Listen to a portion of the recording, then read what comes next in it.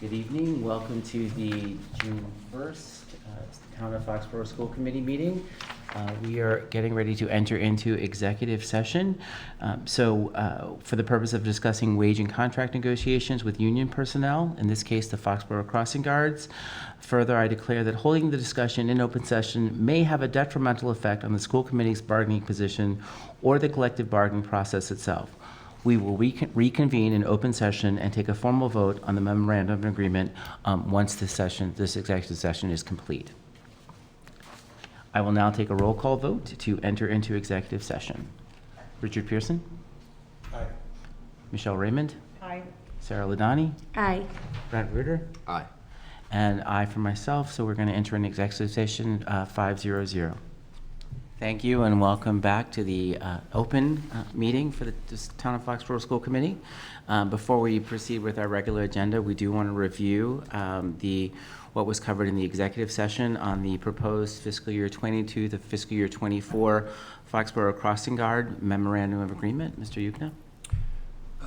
Yes, so basically the proposal is an increase to their longevity pay of $25 a year for each of the four cycles, 5, 10, 15, and 20 years. And it has a wage increase of 2% for FY22 and 1.5% for FY23 and 24.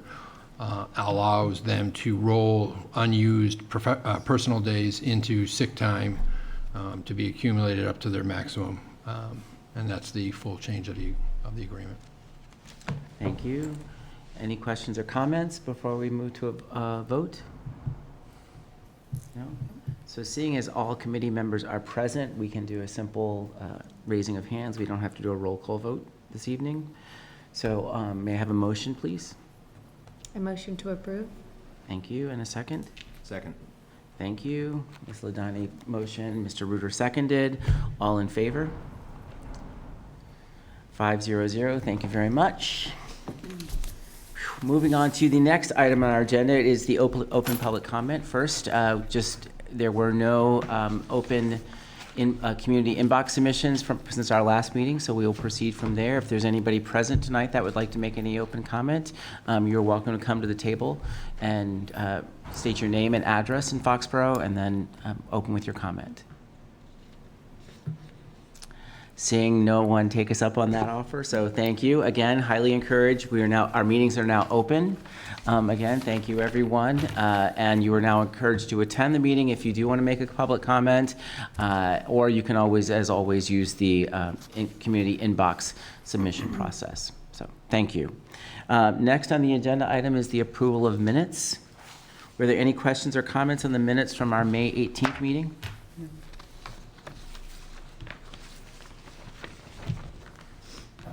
Thank you. So seeing no questions or comments, may I have a motion, please?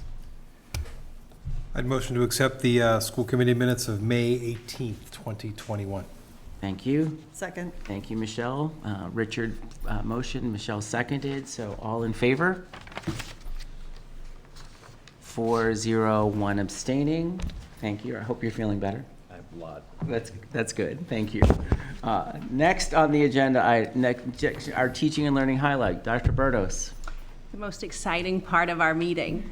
So we have Mr. Stanton, the principal of the Taylor School, and he is joined by some of his fabulous Taylor students, and they are going to be presenting to us this evening about some elementary school memories, and I know that they have a lot of great memories. So Mr. Stanton, I'll let you do the introductions. We're very good at spacing, so I am going to invite them up here. Come on up, gang. We'll take a seat. And I think we need one more chair. Nora, go ahead, grab a spot. And let's see, we have enough here. Yeah, Tessa, you got that? Before they get come on. started, this is just No, we're gonna have great to take one to seat. have I'll people sit here. down this way a little bit. Yeah, grab that seat next to Aaron. I'll sit here. Perfect. Well, thank you very much for inviting us to join you. It's been a memorable school year, and that's what we're here to talk about. We're here to talk about memories. And This group before you represents 37 of their classmates for the Taylor School 4th grade yearbook club. And this year, brought many rewards and challenges, and we're actually going to start off with introductions, and I'm going to ask the boys and girls, we'll start with Emma down there, your first name, last name, and your teacher this year. So Emma. Hi, my name is Emma Smith, and I have Miss Sykes. Hi, my name is Chase, and I have Miss Kerrigan for my teacher. Hi, my name is Tessa, and I have Miss Karen as a teacher. Hi, my name is Aaron, and I have Miss Curran. Hi, my name is Nora, and I have Miss Kerrigan. So 5 wonderful students, representatives. And so this year, when we decided that we wanted to capture the highlights of the year, Taylor School decided to sort of introduce a new type of yearbook. And there were some challenges with that because we couldn't have parent volunteers in the school. We also had our hybrid model in place, and we had some obstacles to overcome. And we did that by starting out with some remote meetings. We also, this group, helped decide and lead the charge of where we wanted the yearbook to go, what we wanted to include, sort of the best qualities of a yearbook. And we also talked about who we wanted to dedicate the yearbook to, as well as, I think, really what each page should look like and hold special. So the children did a fantastic job. They actually volunteered during their recess time. They gave up that time, and it was very important to them. So before we sort of turn into the students, I do want to recognize where every great story needs a hero. And for the Taylor School 4th grade yearbook, that was Selena Cody. That was a parent volunteer who came to our rescue, who really gave a lot of her time. She volunteered at a PTO meeting. And as oftentimes you really don't understand the scope of something when you say yes. And she took on a tremendous task. And this group here, they haven't even seen it, but the yearbooks arrived just last week. They're seeing them for the first time right now. And so what I'm going to ask, I'll pass this around, we'll start here, but I'm going to ask Emma, can you talk about what your job in the 4th grade yearbook was, and then also your favorite part, and then the most challenging part of that job? We're going to have Emma put that right in front of her, too. Right in front.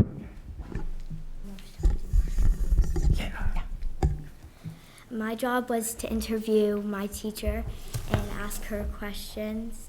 The most hard part about it was finding time to ask her the questions, and the most easy part was probably not really sure. Did you have to do it alone, or did you have some friends with you too? I had some friends to do it with me.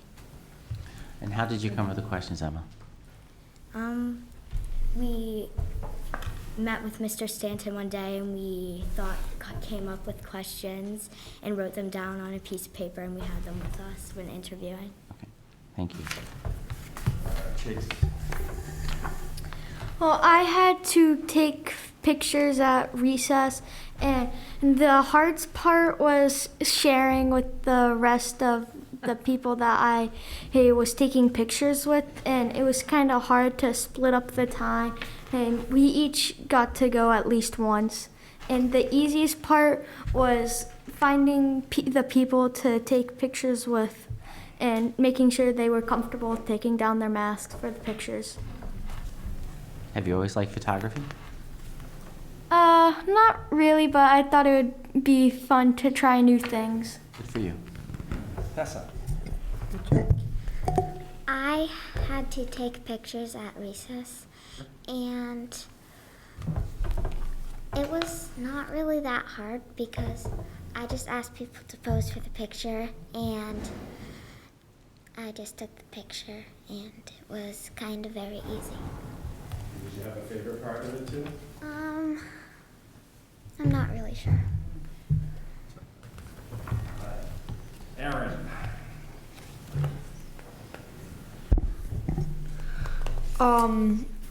So I was I took pictures of the teachers. I went door to door, and the hardest part was just kind of seeing if they were home because I had to knock a few times. I didn't know if they heard me or not. I think the easiest part was just simply taking pictures. And Nora. My job was to do the borders of the yearbook pages. The challenging part was to come up with like different ideas, and the easiest part was just to like relax and color it. And so I also asked the students to think about today, it's just not the yearbook club, but also this year. And I felt as a school board, it'd be nice for you to hear what they found as a highlight this year and what they found challenging for this year as well. Nor, I'm going to start with you this time. We'll start down this. So what was a highlight from this school year? And then what was something that was challenging? A highlight is that we got to have like the new computers, laptops. Mm-hmm. And the challenging part was not like to see our friends like for a short time, like a long time in the beginning, but we got to see them but with their masks on, so you can't see their full faces. Very nice. Aaron, how about you? Something your favorite part of the year and the part that was challenging? My favorite part of the year was remote learning, but at the same time, one of the hardest challenges of the year for me was at the same time remote learning. Totally understandable. Good answer. That's a great answer. We all think it's right. Tessa, how about you? Highlight from this year and something that you found challenging? A highlight from this year was probably when I found out that we could take our masks down at recess. And something very challenging was remote learning, because we didn't have like that much help, because our teachers help us more when we're in the class than remote learning. And Tessa, what else you told me earlier today, what else did you have to do when you did your remote learning? Did you have another? My mom was at school because she's a teacher, and my dad had to work from home, and I also had to help my sister, so it was kind of tough to focus on my own work. Mm-hmm. You did a great job with it. Chase. I really liked when we got to go in full day and when we could take down our masks at recess, because whenever I saw everyone else, they always had their masks on. And the only time that I got to see them without their masks was remote learning, and that is the hard part, because having siblings that like to annoy you is hard during remote learning. And my brother was in middle school, so he ended his work before me, and I have a friend that lives down the street that comes out first, and sometimes he comes and knocks on my door and asks if I want to play while I'm still doing my schoolwork, and it's kind of hard to say no, but I have to. Yeah. And Emma. A highlight for this year was definitely taking our masks off at recess and seeing all my friends without masks, and coming back full time. A challenging part was definitely remote. We had to use Buzz, and there was definitely some glitches on that. And that's it. And so I'm going to ask one final question, is when you think back to your elementary school years, you're heading off to 5th grade and leaving Taylor School, but we have some new students who will be coming in. Do you have any advice or just something that you would tell the incoming kindergarten students? Anything maybe that would share some advice to them about Taylor School or being an elementary school student? Emma? Just to be yourself and have fun. Anybody else want to? Nora? Don't change your personality just because of somebody else. So being genuine, being yourself. I love it. Chase? Well, just try your best to listen to the teachers and to focus on what's happening, and try not to talk to other people around you. And if you're having a problem, tell the teacher, and she might be able to help you. You don't have to really worry about the teacher you get because they're all very, very nice. Aaron? Don't be too shy because everybody is very welcoming and nice. So that's a summary and some words of wisdom from experts. I don't know if anybody has any questions for the distinguished panel?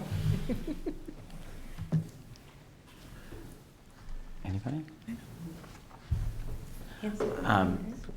The yearbook is beautiful. You guys hadn't seen, I take it you hadn't seen it before tonight, I right? still haven't seen it. It's going to be Oh, that's right. Sorry, we've seen it. It's beautiful. You'll be excited to see it.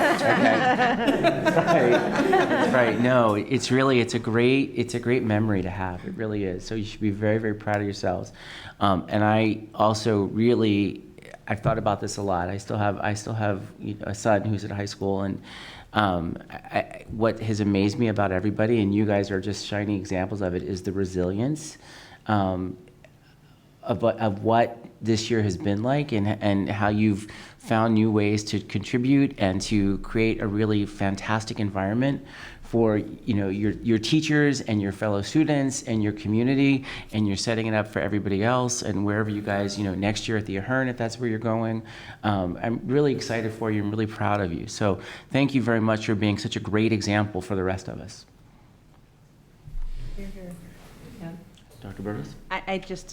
I'm so proud of everything that you said. I just think that to be in 4th grade, you're just so insightful, and your words of wisdom and everything that you've said, it's like you're already at the Ahern Middle School. You're just wise beyond your years already. And I find it really interesting that the remote learning, when you say how hard it was, but yet it was still good. So it sounds like you really learned some things along the way. And the best part, talking about being yourself and the advice that you're giving to others, because there's nobody that's you, right? You need to be you. And you're all just so wonderful examples of what we have, like at the Taylor School and in Foxborough. So you've just done such an outstanding job of presenting here tonight your memories. And I'll have to say, too, the memories in there, you're going to cherish those as you look at them. Thank you very much. Great job. Thank you guys. Thank you. Awesome job, Thank you for everybody. coming. Thank you, volunteers. Thank you. Thanks, parents, for bringing them.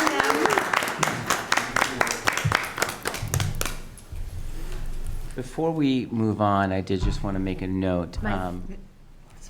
I just want to make a note.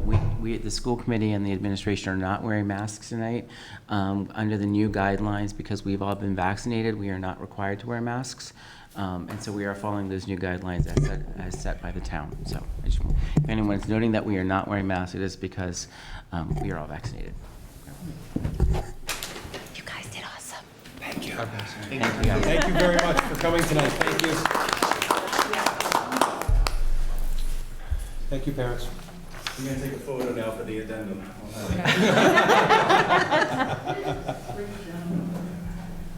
Thank you. Next on our agenda, our high school guidance services. Dr. Burdos? Sure. So this is part of our annual update. That's part of your school committee and district goals as well. So we have Ms. Laureen White, who's the director of the guidance department, and Ms. Myers-Packle, the principal, and they're here this evening, and they're going to share with you some of the things that maybe stand out that are a little bit different. There's many things that are the same, and you've heard throughout the school year earlier with some of the new course selections that you approved. So if we can have Ms. White and Ms. Myers-Packle come up to the guest table. And they've just come over, we came over from scholarship night just prior to this, where we had 55 students receive scholarships with, what was it, over 179,000? Yeah, so it was great, yeah. So It's a a good lot of night. work that happens in the It's a good guidance night. department Yeah, with it's a- scholarships as Sorry, well. and you want to thank us for planning it on the same night, right? Oh, absolutely. I couldn't have been in a better week. Thank you so much. I'll go. We'll do what we can. We'll try to get you next year too. Let's get it down now. So, Yes. Well, thank you for having us. So hopefully everybody has seen that report. I just want to go through a couple things. And yes, this year there's been a lot of things that are a little different this year. And we started out with the first page, goodbye to 2020, with the mask on it, because I think that we're all very excited that we're moving on. So some things that are the same. Yes, we still use Naviance and guidance, and it's been a great resource for our students and our parents. We're still the transition for the middle to the high school. We just had them 8th grade move-up day last week, where they came, and we have them again in the summer come up to the high school. They work with the Link crew to make them feel welcome and see what their schedule is and so forth. So we do that. And one of the things that has changed this year is a little bit with our tutoring. We have tutors in the building, and this year we have more tutors because of the remote learning. We found the need that students, and we were able to get some support. So we do have tutoring in the building 5 days a week, which has been a godsend. So thank you for that. When you're going through, most of the scheduling, everything, that's all the same. Like I said, the academic support's been the same, except for it's been a little bit more difficult because we've had to do a lot of things remotely. Having students in our offices has been challenging. And Mr. O'Neill, who is our college counselor, has been meeting with the students, but again, remotely. So it's been quite a challenge with that, because we want to make sure that we do service the students and get them all the information they need, but unfortunately we had to figure out a way to do it this year with all the restrictions, and I think that we've done a really good job with that, because even like the college information night and the move-up night and all the college night, a lot of it has been done remotely this year. Like I said, I don't want to say probably pros and cons to that. We did just leave the scholarship night. We'd have national scholarships as well as town scholarships that just went on. Okay, continuing that, some of the programs that we've done in the past have been financial literacy and workshop for seniors, safety and so forth. And again, we weren't able to do those in person this year. We had to do them through PowerPoints and sending out the information to the students and the parents, and we're just hoping that they would have contacted us if they had any questions, which some of them did. Standardized testing was also different this year. Everything's a little different. So SATs, I don't know if anybody had students who were looking for SAT sites, but they were being canceled week after week, and our students couldn't find a place to even take the SATs or ACTs. So we did something different this year, which we had them within this. We did the SAT school day and the ACT school day, so the students could take them actually at the high school, which was great, because we had some parents who said they were driving to New York for a site, so it was a little bit on the crazy side. So that changed a little bit, and as you know, MCAS is a little different this year. Ours are going to be next week. Some on the computers and some paper, pencil, and some of the juniors have been exempt from having to take the MCAS. So that's a little different too.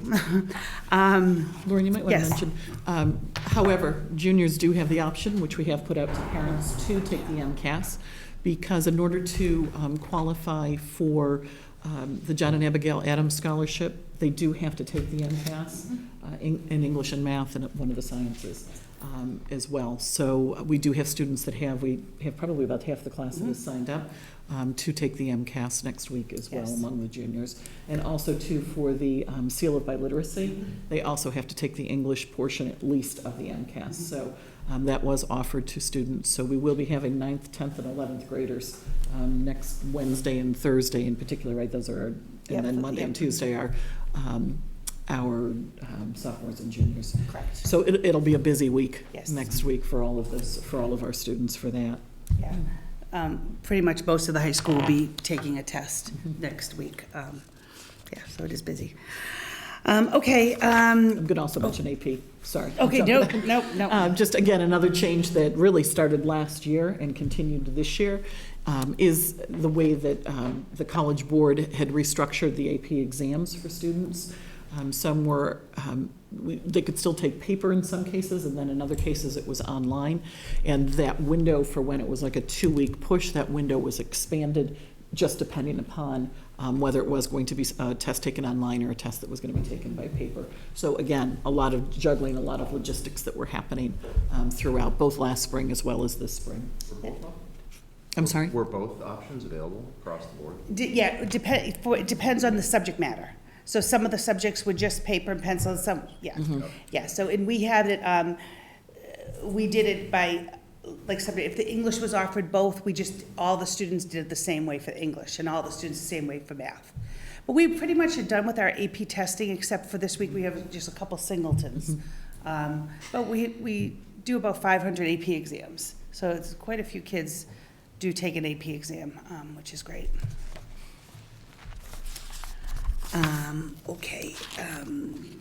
Communication. Okay, so then going into the developmental guidance, again, I think that there's a lot of very important topics that we have to, relay information to our students from freshman to senior year. This year it was done a little differently. Sometimes we used to have assemblies, we used to go into wellness classes.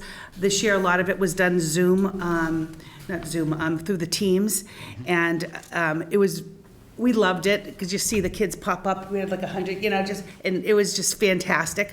I'm just hoping, we just get worried that all the students are engaged, with what we have to say, and they're getting all the information that they need. But we found that it worked out really well. So we did that with all 4 grade levels this year, but it was mostly through Teams. So that was a little different as well. Mostly on the remote Wednesdays when we were Yes. fully remote. The remote Wednesdays worked really well for us because we did have time to reach all the students. Program studies are pretty much the same as it's been. We do always try to see what students might want to take and offer some new ones. So we do have quite a few that were offered this year: leadership and service learning, events planning, woodworking 3, sports media, the art and social justice, and sports and society. And we decide what classes we're going to run depending on enrollment. And we had enough students to run all of these classes except for 2. And I still think these 2 will probably run, but we just getting the word out about what they're all about and so forth. So the leadership and service learning and events planning didn't have the enrollment, but I'm hoping to offer it again next year, and it will run. But all the other ones, we have the enrollment, and we will be offering it. If not one section, some of them have multiple sections, which is great. Career specialist, again, this was probably a very disappointing year for Mrs. Pillsbury because she's used to, she did a lot of work, but she's used to going out on field trips and stuff with the kids, and a lot of the things she just couldn't do this year. So she did as much as she could remotely and through PowerPoints and that kind of information, but we couldn't get out to the credit fair. We couldn't get out and do, the kids couldn't do senior project this year. They couldn't do teacher apprentice where they go down to the elementary schools. So we're really looking forward to getting that up and going again for next year because it was great. It's just this year we had to take a little break. College information, okay? So we usually put an example of what our transcript looks like, what our letters of recommendation. We do write a letter of recommendation for every student. We put it in their file because you don't know what the future is going to bring, and we keep that. We do encourage most students to do the Common App because with the many schools that accept the Common App, chances are they're going to have at least one through the Common App. And what we already, yes, we did. We already sent out a letter to all the juniors inviting them to come for the summer. We're holding 6 college seminar dates over the summer with Joe O'Neill and usually a guidance counselor, and they get the students started on their Common App and make sure their essays where it could be, because we encourage juniors to have as much done before they enter the building in September to reduce some of the stress level. So we do have 6 dates, and we sent it out to the juniors to sign up for those dates where they can start. Our matriculations is pretty much consistent, and we go up and down a little bit here and there. We have 88% of the graduating class continuing on to a 2 or 4 year college. Like I said, last year 86, the year before 92. It all is about in the same range, just depending on the students and so forth. And the end of the year report is, so 82% of our students go on to a four-year college. We have about 6% 2 years, and then specialized school 1%, military 2%, students workforce 8%, which is a little bit up this year, and the gap year. That's another thing we're exploring. We're trying to, if you go on the guidance website, you'll see we have a lot of information on gap year now because students are starting to ask us a lot of questions about that. They're just not ready right after high school. So again, trying to get them whatever they need. The next three are just visuals about the students who have applied to a couple of the schools and how the scattergram looks. We just put the Bridgewater and, the green check marks are the kids who got in, and the red are they didn't get in, and the blue is waitlisted. So we put a Boston College, a Bridgewater, and a UMass this year. We have quite a few students apply to UMass every year. It's getting very competitive. But it is, it's extremely competitive now, but that's on there too. And last but not least are the scholarships. So we do have quite a few students who get the John and Abigail Scholarship, as well as the Coplick Scholarship.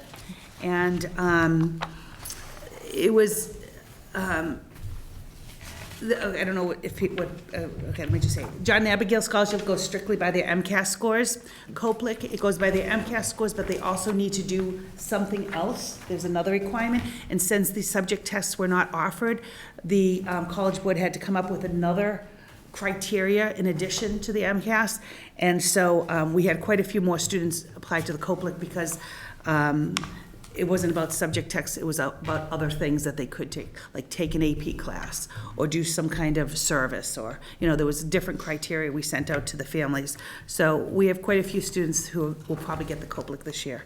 What's the benefit for that Coplick? It's, I try to get people not to get too excited, but it's free tuition to any state school. It amounts to probably a $2,000, scholarship a year. So it's good, but when you say free tuition, people get really excited. But it's like $2,000. Read the fine print. Yeah, read the fine print. That's right. But it's still good, $2,000, take $2,000. $2,000 is $2,000, right? Exactly, I'm all good. And truly, with the state schools, the tuition is low. It's all of the fees that, and the room and board that are so high. But if you're a student that's going to commute, that's fabulous. Yeah. You're winding up with your tuition completely paid for, and mom and dad might charge you something for all the food you're eating or whatever. But in the meantime, it's wonderful to have that. Absolutely. Again, any amount off, even if you're going to live there, is fantastic. Anything that you're not going to perhaps have to pay later or has to come out of a pocket somewhere. And it's for all 4 years. Yes. As long as you keep your GPA up. Yeah. Are they available for the 2 years? The 2-year schools, absolutely, yep. So it's a great benefit. And then, like the scholarships, we just had the thing, these are the different scholarships that were awarded this year, and we're always very thankful for our sponsors because they really do help. Our scholarship, like $179,000 we were able to give out, which is awesome. So, any questions? I know it was a different year for us, and for everybody. Yes. Thank you very much. Great overview, and I think that it was very helpful to kind of see it all laid out like this. My question, and I was noticing kind of in the guidance class meetings, talking about how you have a freshman meeting in January to talk about midterms and finals, but yet this freshman class didn't get that. Absolutely. And so is there something that guidance is looking forward to next year? Because you're going to have both the freshmen and the sophomores really kind of in the same boat there of not having had that experience. And I think we're going to find that in a lot of different places, but, with the guidance curriculum as well. Yes, we have to, this summer, we have to revamp how we're going to get the information, because you're absolutely right. Not only the freshmen, but the sophomores lost out some information, and the juniors. Right. We need to play a little bit of catch-up. Yes, so yes, we'll do that. And we do the wellness department is very generous and lets us go into their classes and present some of the information that way. And then we also have nights and assemblies, so we will definitely get that to them. But it will be playing a little bit catch up. Yeah, I could foresee kids, once they're kind of over getting into the school and all that in the fall, starting to kind of realize, well, wait a minute, I'm in a harder class than I would have been in freshman year. Yeah. So I could see that being a point of stress. No, thank you. I think that, we're planning on doing that this summer. Great, thank you. I had a quick question. I actually had a few. I read through this and just thank you for all the work you did. This isn't the question, but thank you for all the extra work you did this year. You guys have always gone above and beyond. It stuck out to me how you said you created the in-house SAT, ACT, and PSAT experience for your students. Would you consider ever doing that again? Because I'm sure a fair amount of work went into setting that up. Is that something that you would keep going, or you're not sure? I thought it was a fabulous solution to people going Right. everywhere and having to go everywhere. And that's always, trying to weigh time and learning. And so in order to do it during school day, they're taking away from class time. So that's what we always have to weigh. We have these discussions all the time about everything. So we thought the kids loved it. We thought it was really valuable because students didn't have to go on a Saturday. Yeah. They did it during the school day. But we do need to look at the class time and what they're missing and weigh that. So we haven't made a decision on that, but we are thinking about that too. The Yeah. PSATs we've done Yeah. during the school day Yes. for the students, but the SATs and the ACTs have usually been on the Saturdays, and we offer them. So we do offer them in the building as well, so that at least if it's a Saturday, hopefully students have signed up and they're coming to Foxborough to take it where they're comfortable in that location and they're familiar with their surroundings. So we've always been a host site for those as well. Great, awesome. You had mentioned 2 classes, and I just wanted to focus in on that leadership and service learning and the events planning. I thought it might be worth maybe mentioning them. They sounded interesting to me when I read about them, and I didn't know if you wanted to just give us a quick synopsis of Yes. them? No, so they were one, so, let me just, program says, yeah. So the leadership. I didn't want to catch you off guard. I No, just no, thought no. they sounded interesting. No, the leadership and service learning, one of our wellness teachers, John Gibbs, was going to teach it. Yep, okay. So, and again, what's hard is we have such a small school, okay, and we offer so much that students do need to like pick and choose and what will fit in their schedule and so forth. So that's why I do think they're going to run. But what I did like about the service learning is because students could develop their own project. Like they weren't told, what kind of service to do. They got to choose whatever they want, and it was going to be done within the town of Foxborough and so forth. So I think that, that will help. And I think students are also always looking for different service projects. Yes. So I do think that will run in the future. And then the events planning was going to be run by Kristen Fischera. Okay, and it was one of her jumping blocks and so forth. And I think that will run as well if she has more time to advertise and so forth. But it's planning events, whether it's an event like this, whether it's planning, graduation or a wedding or whatever it is. It's just how to organize and plan all these events. So I think she'll do great. I know. I think she'll do a great job. Again, I just think that students did need to pick and choose, and I don't think the word got out there yet about what they were. I'm just going to go right along. 'Cause I love your gap year, your reference to the gap year and the resources. Can you just reiterate where we can find information? Because I think it's that gap year, when it's happening to you, clearly, and it's happening to your child, parents need and want the resources. Right. But it's just not, that commonplace. It's not like one of the steps, like going to apply for college or going to a trade school or getting licensed or, sort of that next step. But it certainly is a lot of kids' next step. We're realizing more and more, I think. And we were torn between calling it a gap year or a bridge year, because I think that we all associate gap year, but it also sometimes has a little negative connotation. People like it, they get nervous about it, parents. But I think for some students, it is the perfect thing. So if you go to Guidance website, there is a category called gap year. And then there's different, I think we have 4 right now. 4 different categories under that, which you can click on and find out more information and links to different kinds of gap years. So we've had some people come in, guest speakers, to present it to us, and so we'll add to that as we go along. But I'm with you. I think that is becoming a really good option for some of these students.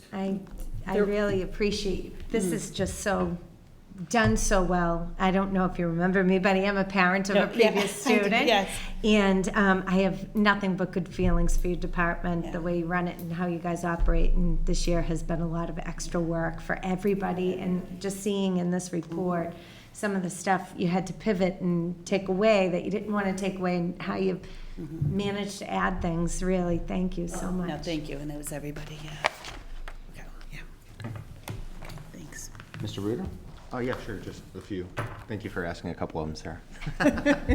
I'm curious, just from your standpoint, anecdotally, with your department, how, on the counseling end of things, and students needing extra support, how has this year been for that? If you can just comment generally on any trends, if any, that you might have seen this year relative to prior.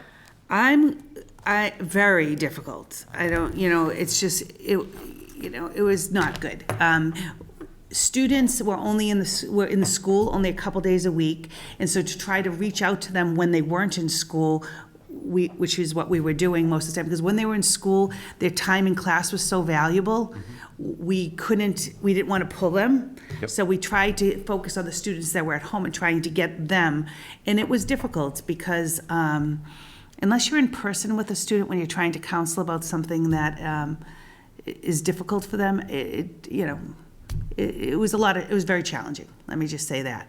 And then also, I think that just the whole coming into the guidance office and having to sit apart and just feel, you want them to feel welcome down there, and it has to be a safe place. And it was just, even just the way, it had to look was a little different, and it made it, I think it was hard for the students. Sure. So those two things. And then and then any student that, I think more students struggled, let me just say, this year than ever. Yeah. Because of the socialization, they weren't able to see their friends in school or on weekends sometimes. And so I do think that a lot of students, some of their social emotional issues have increased. Okay, so and I think that that's going to take us a couple years to work on. It's not going to go away just because we're back. Some students have really struggled this year. So Just- yeah. I was just going to say, as an example of that, we were still in the hybrid at the time when we had the students coming in for the SATs. And we had students saying, I can't even believe this is the first time that I've seen my friend so-and-so live and in person, because they had already been out since last March, and so everything that happened from last March throughout the summer up until that point, and they were just excited to see somebody, even if it was across the cafeteria, because that's where they were being scheduled to take that exam or take that test. So we've seen an increase in the struggle, there's no doubt.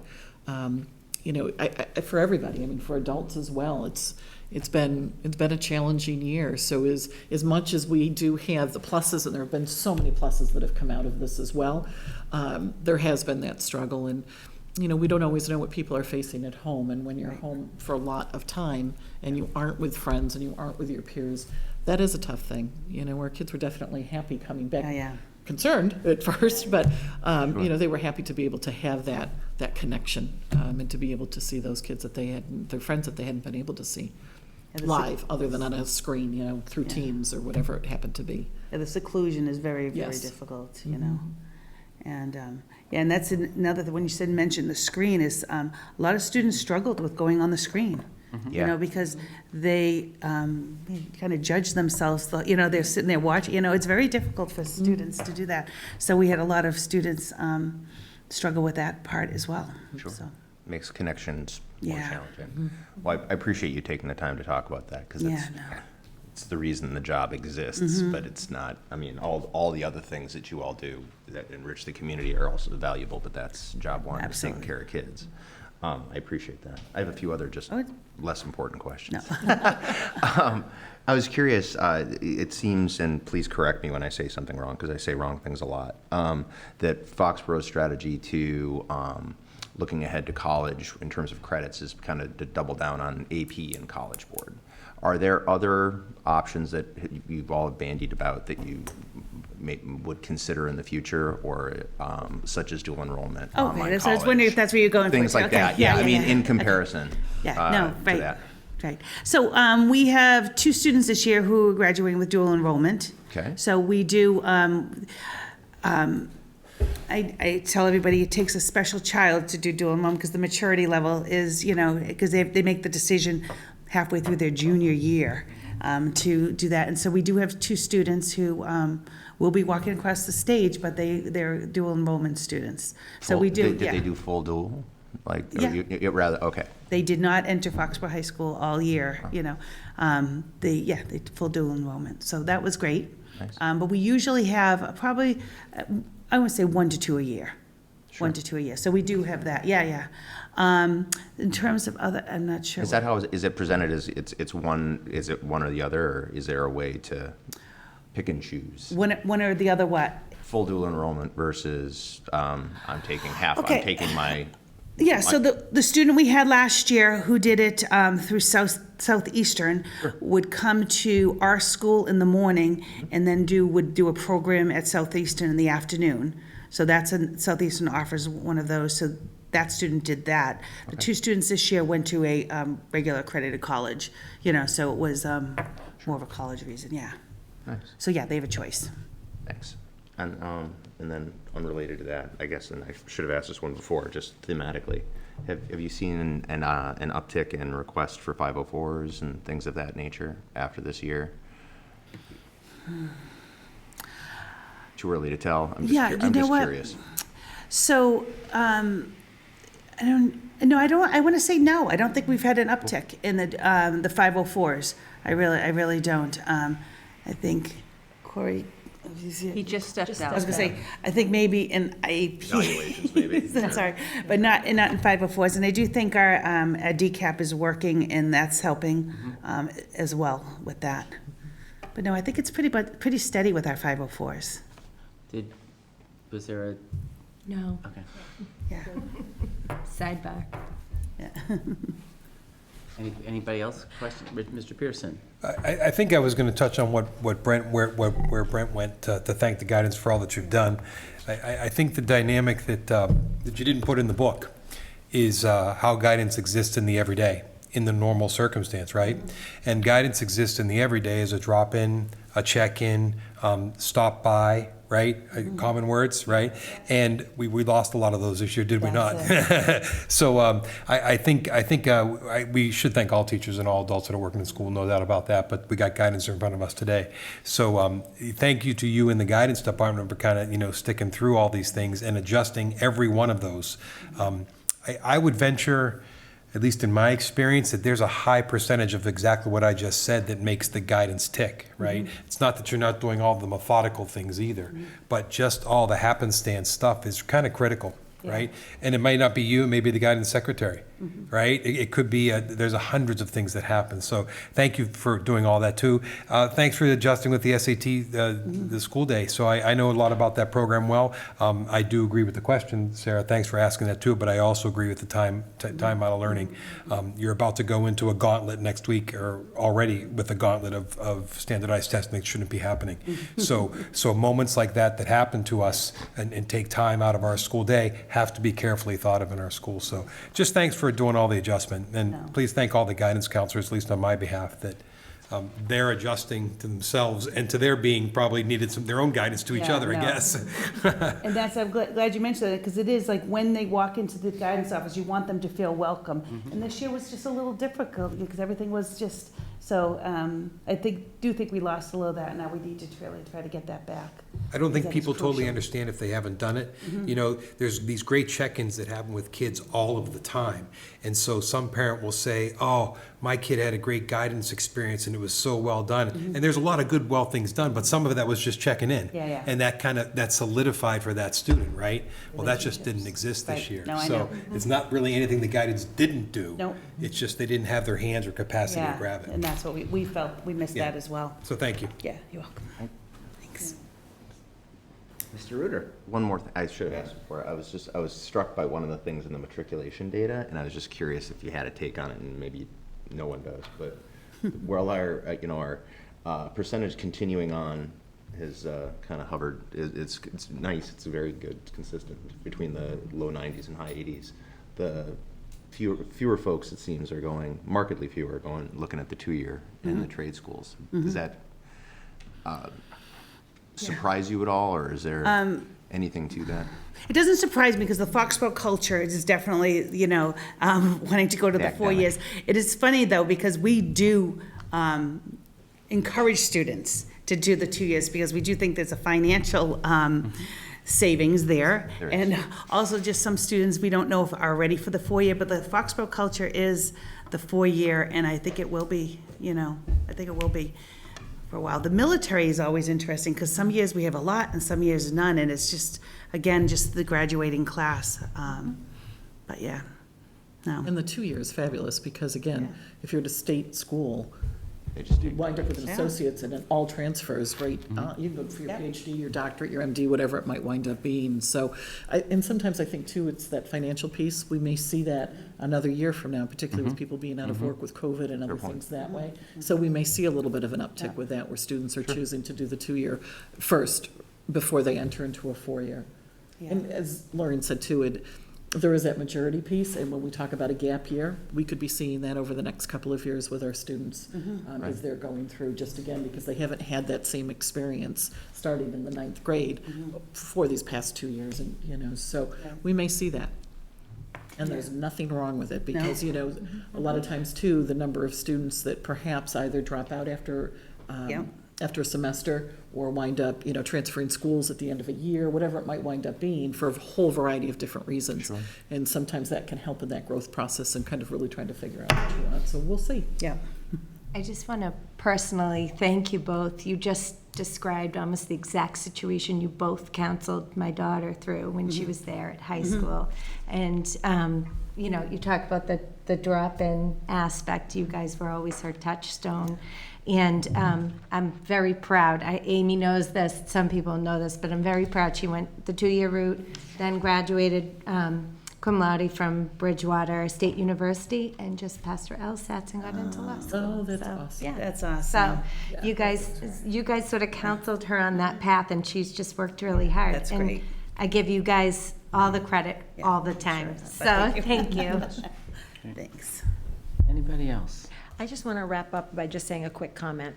Those 2 courses that you mentioned are so aligned with where we want to be moving in the future, with authentic, relevant, project-based, civics-oriented learning experiences. And I know that the crop of kids coming up from the middle school had their Foxborough Town project that they used to do, and they used to have Exchange City. So I do think those kids are going to gravitate towards this type of learning experience. And there's just an authentic product at the end. And we have lots of events they can help us plan. Yeah, right. I just love them. So if you take that message back to the teachers, not to get discouraged, because that's exactly the types of Exactly. courses we want to see. So Yeah. I congratulate you on that. I think it's awesome. And we've I been think there seeing will it, be. I'm just going to jump in, we've been seeing it with the civics project that, Yes. through the history department, the social studies department, so Correct. I'm sure that students are going to be jumping on and kind of dovetailing or taking it to another level, actually, Yeah. Right. between the courses, which is. And they have the pretty civics awesome. project in the middle school too. So it's a nice springboard. So it's great. So thank you. Great presentation. Yeah, good, okay. Thank you Okay. both Thank very you. much. You're both Appreciate very you much. Have a good night. squeezing us in on a busy night, a Love busy it, though. week, right? So It's thank all you very, good. very much. Absolutely, thank you.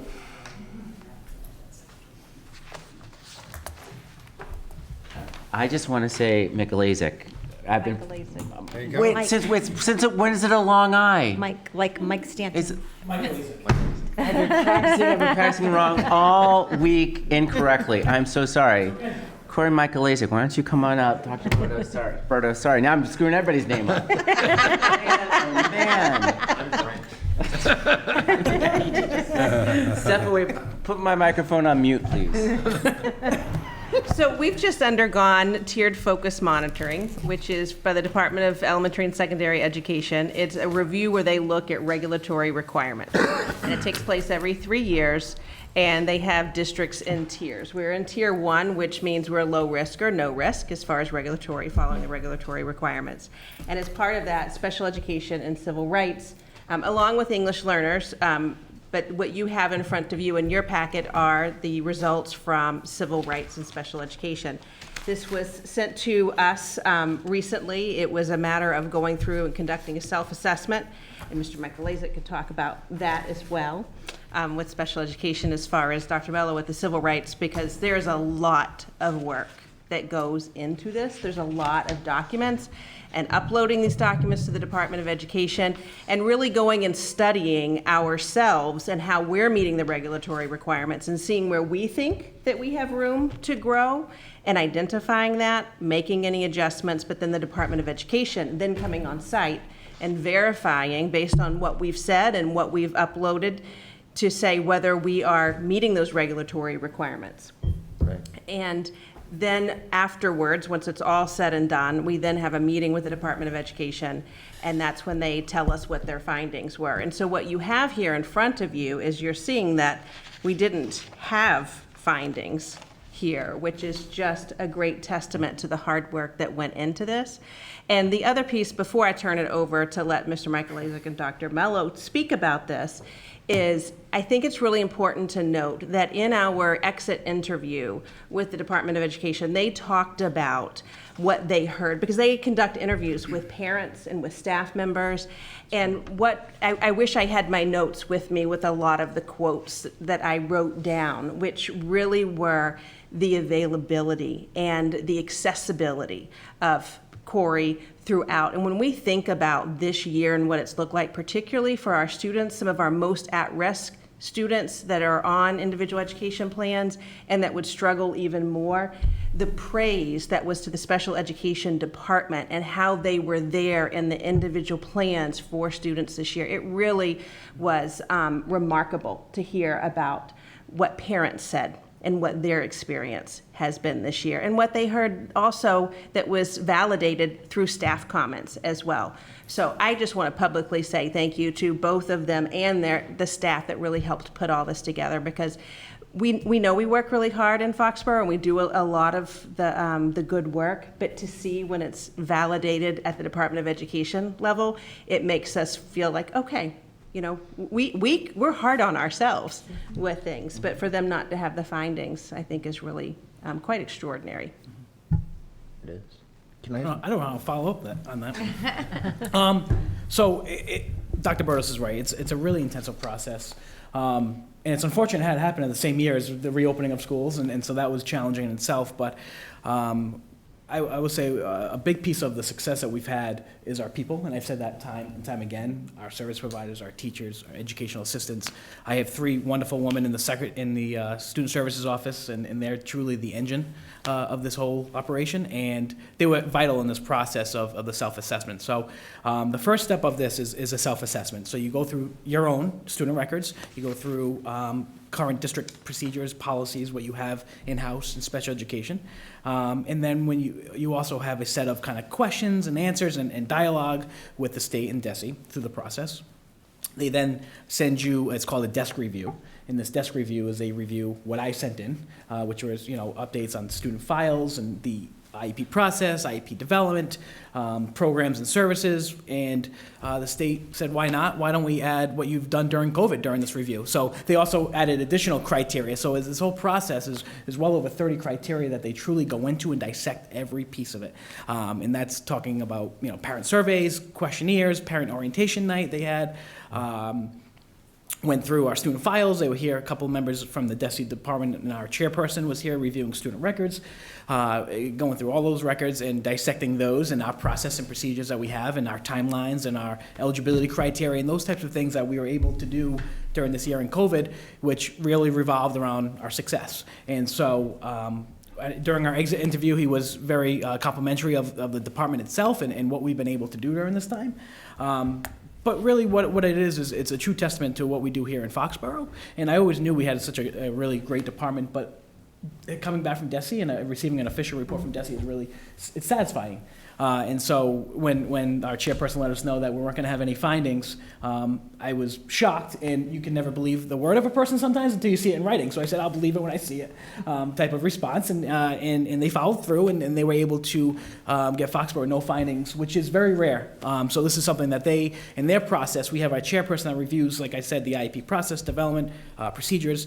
And luckily for me, I just completed the process in my previous district when I came here. And lo and behold, I come to Foxborough, and I had to do the self-assessment this year. And so it was good that I already had kind of the background, the knowledge, because the TFM process is new.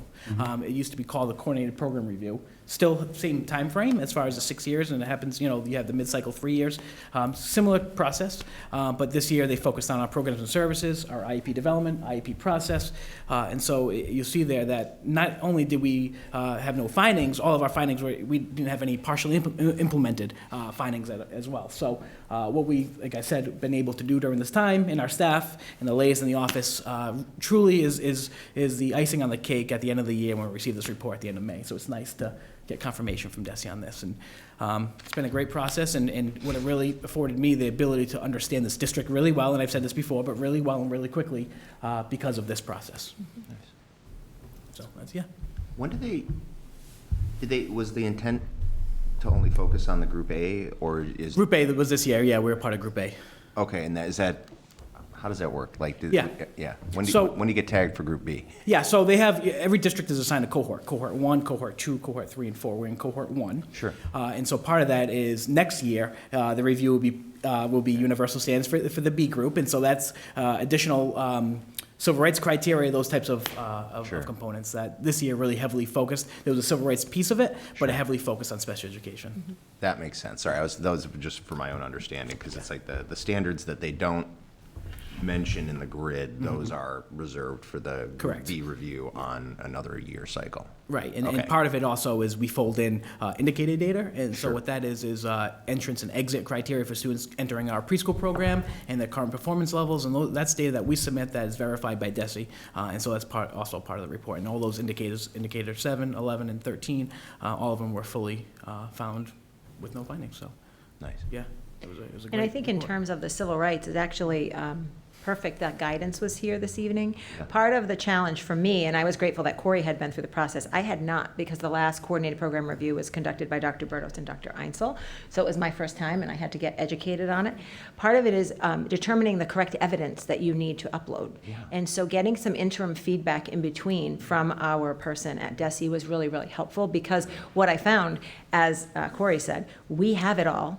It's just knowing what to show and what to showcase. So the program of studies was a great example. Our EL handbook, they were really looking to see that our students get counseled on all the different pathways that are available to them for higher education, and that that's equitable. They're looking to ensure that all students have access to higher level courses, which we know we talk every year at our baselines and benchmarks about how many of our students access AP level courses. So it was, in that way, it was easy. It was almost discerning, okay, we had too much information, and how do you pare it down to exactly to target what they're looking for? So I felt really proud that there was nothing that we had to say, oh my gosh, we don't do this, or we don't have this. And I think I went in with the fear of the unknown about what is this going. Right. Amy knows. I was really concerned about it. I wanted it to go really well, and it went really well. So I was really excited and proud of everything and all the hard work that everybody does behind the scenes. If the guidance department doesn't do that as part of their regular, operating procedure, then we don't have that when the time comes. So, again, it was just very affirming, and I give Corey a ton of credit for coming in and hitting the ground running with this, and bringing his common perspective to the process. It was needed for me, so thank you. Oh, you're welcome. Questions, comments? Mr. We, Pearson? in these meetings, we thank people for their services. We just thank guidance as well, too. But again, special ed's in front of us right now. What comes to mind, and it's something you just said, Dr. Mello, was that putting two to two together in my head, this is special ed services, which are required services for our students in this community. And that has budget impact as well if it's not done well. If these reports don't come back solid, and there's massive findings or massive discrepancies or missed areas, that has a great impact on our school system. So I think it's, the thank you is certainly well-deserved for all of your work, but recognizing that this is the hard work that's done every day, which is mandated, which is highly regulated, which is highly paid attention to service and give access for every one of our kids. And I think that's a big takeaway, certainly to thank all of you, but it's a big takeaway that the community needs to hear, is that we are functioning at a high level for something that's incredibly critical. I'm not trying to trivialize anything else that we do, but special ed services in a community are very critical and have a high price tag and need to be done right. And so I think that's what, I know you know that, and I know we all probably know that, but I think it needs to be said to the community that we're doing it right from the outset, and that's important for us. So thank you for that. I think it's important for everyone to know. And during a pandemic with And during hybrid learning to boot, so great job, thank you. Yeah, right on. Absolutely. Brian? Hopefully it's maintained in 3 years. Right. No, I mean, you've heard me say before that I respect and appreciate how ambitious your goals for the department are. And as you've heard me say before, and I'll say again, that I agree with them wholeheartedly. And I appreciate that through this, you didn't get any new goals for your plate. Because that's exactly what would have happened if we had things to pick up from here. Yeah. So I think that's a vote of huge confidence, both, from this committee and then now also from the state to say, go forward and keep pursuing those goals that are part of your strategic plan. Yeah, absolutely. Agreed. I'm a big fan, even though I mispronounced your last name. That's okay. So Yeah. I'll get that right next time, I promise. No, I just want to second what you said, Richard. I think I, as a resident of Foxborough, did not understand how crucial the efficiency and the effectiveness of the education services in this area were to the success of the entire school system. And I've gained such great appreciation over the past couple of years working with everybody here and having you guys be very patient and explaining all the things you're required to do. I think it's really important for everybody, as you said, to understand the success here and the work that goes into making this successful, that as mandated, is actually making us more efficient as a school system. And if we weren't as successful here, then we would probably be seeing deficits in other places as well. So I think that's really, really important. And again, just thank you and thank you all for how you all work together to make this successful for us and for our students. Thank you. All right. Thank you. No problem. Thank you. Thank you. We are going to have Mr. Michael Isaac stay for when we get to the policy piece, just in case there's questions. I thought you were just putting the last name in there one more to time, help. just to help me know. She's a teacher. Retention is one of my things, so thank you very much. Next on the agenda is the review of the superintendent's evaluation process. Dr. Bernos. You got that right. Thank you. I got it right that time, yes. So as you know, as school committee, one of your 3 functions is my evaluation. And so this is the time of year when I present to you where I am on my self-assessment for my goals and then with the standards that are outlined by the Department of Education. So just kind of to go back and give a recap of where we are as far as the overview. So back in the fall, when I go through my own self-assessment and set my goals, I come forward to you and I present those goals to you and did that in October. And then at that time also talked about how the rubric that we're evaluated on as superintendents, and teachers have rubrics, and everyone actually has them because everyone is evaluated based on those rubrics, that the Department of Education had identified focus indicators because there's so many different elements under each of the 4 standards, and based on this very unique year that they developed, or identified, I should say, focus indicators under each of the standards for leaders and then for teachers. So if we go back a year ago, I had piloted the process with the Department of Education in identifying those focus indicators, and that worked really well year before last because there's so much information and it helps really say what is the year about and what is the focus.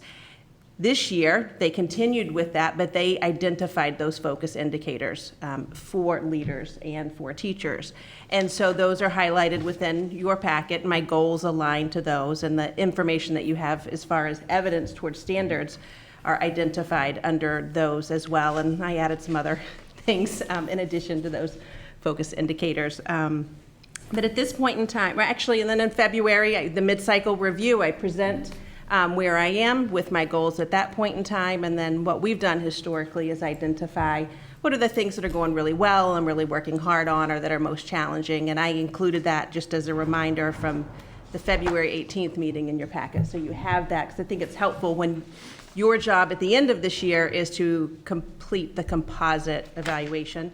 Mr. Pearson will be putting that together as the chair from the school year, which you'll do your individual ones. And then actually we'll go back to Tina Bellinger from this past school year. And as part of that process too, what has been really helpful in the past has been to meet with you individually, to hear not only your own individual evaluation, but just thoughts on the year. And I really enjoy that time with each of you individually because it helps give me even further insight to what your thoughts are about the year and what really stood out to you. So I will be reaching out to see if I can schedule those individual meetings. And even though, Sarah, you're not part of this, I would still love to be able to meet with you individually because I think it will help you understand the process as we go forward as well.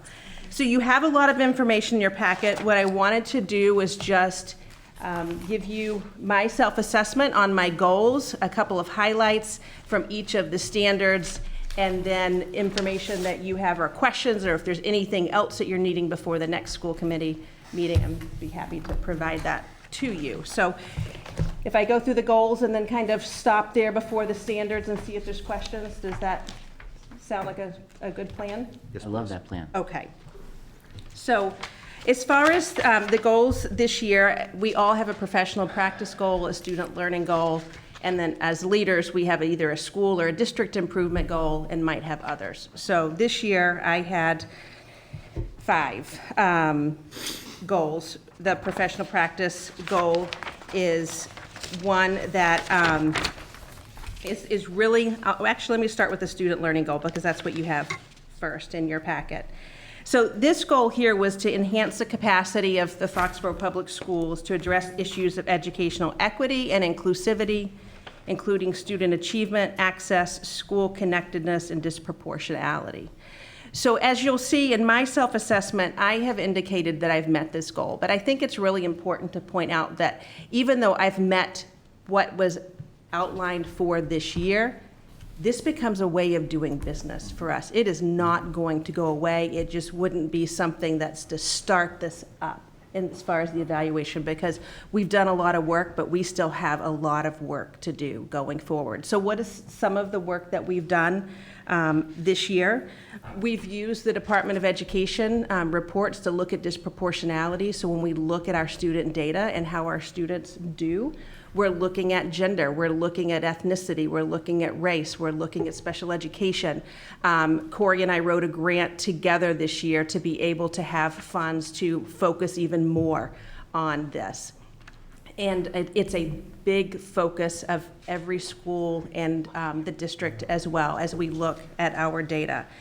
We talked about the tiered focus monitoring piece. We also did this in English language learner this year, so I had a heavy hand in looking at the L data and looking at where we are as part of that self-assessment, and we'll be coming back and reporting back here to school committee in the future of where we were with the L. We haven't received that back formally yet.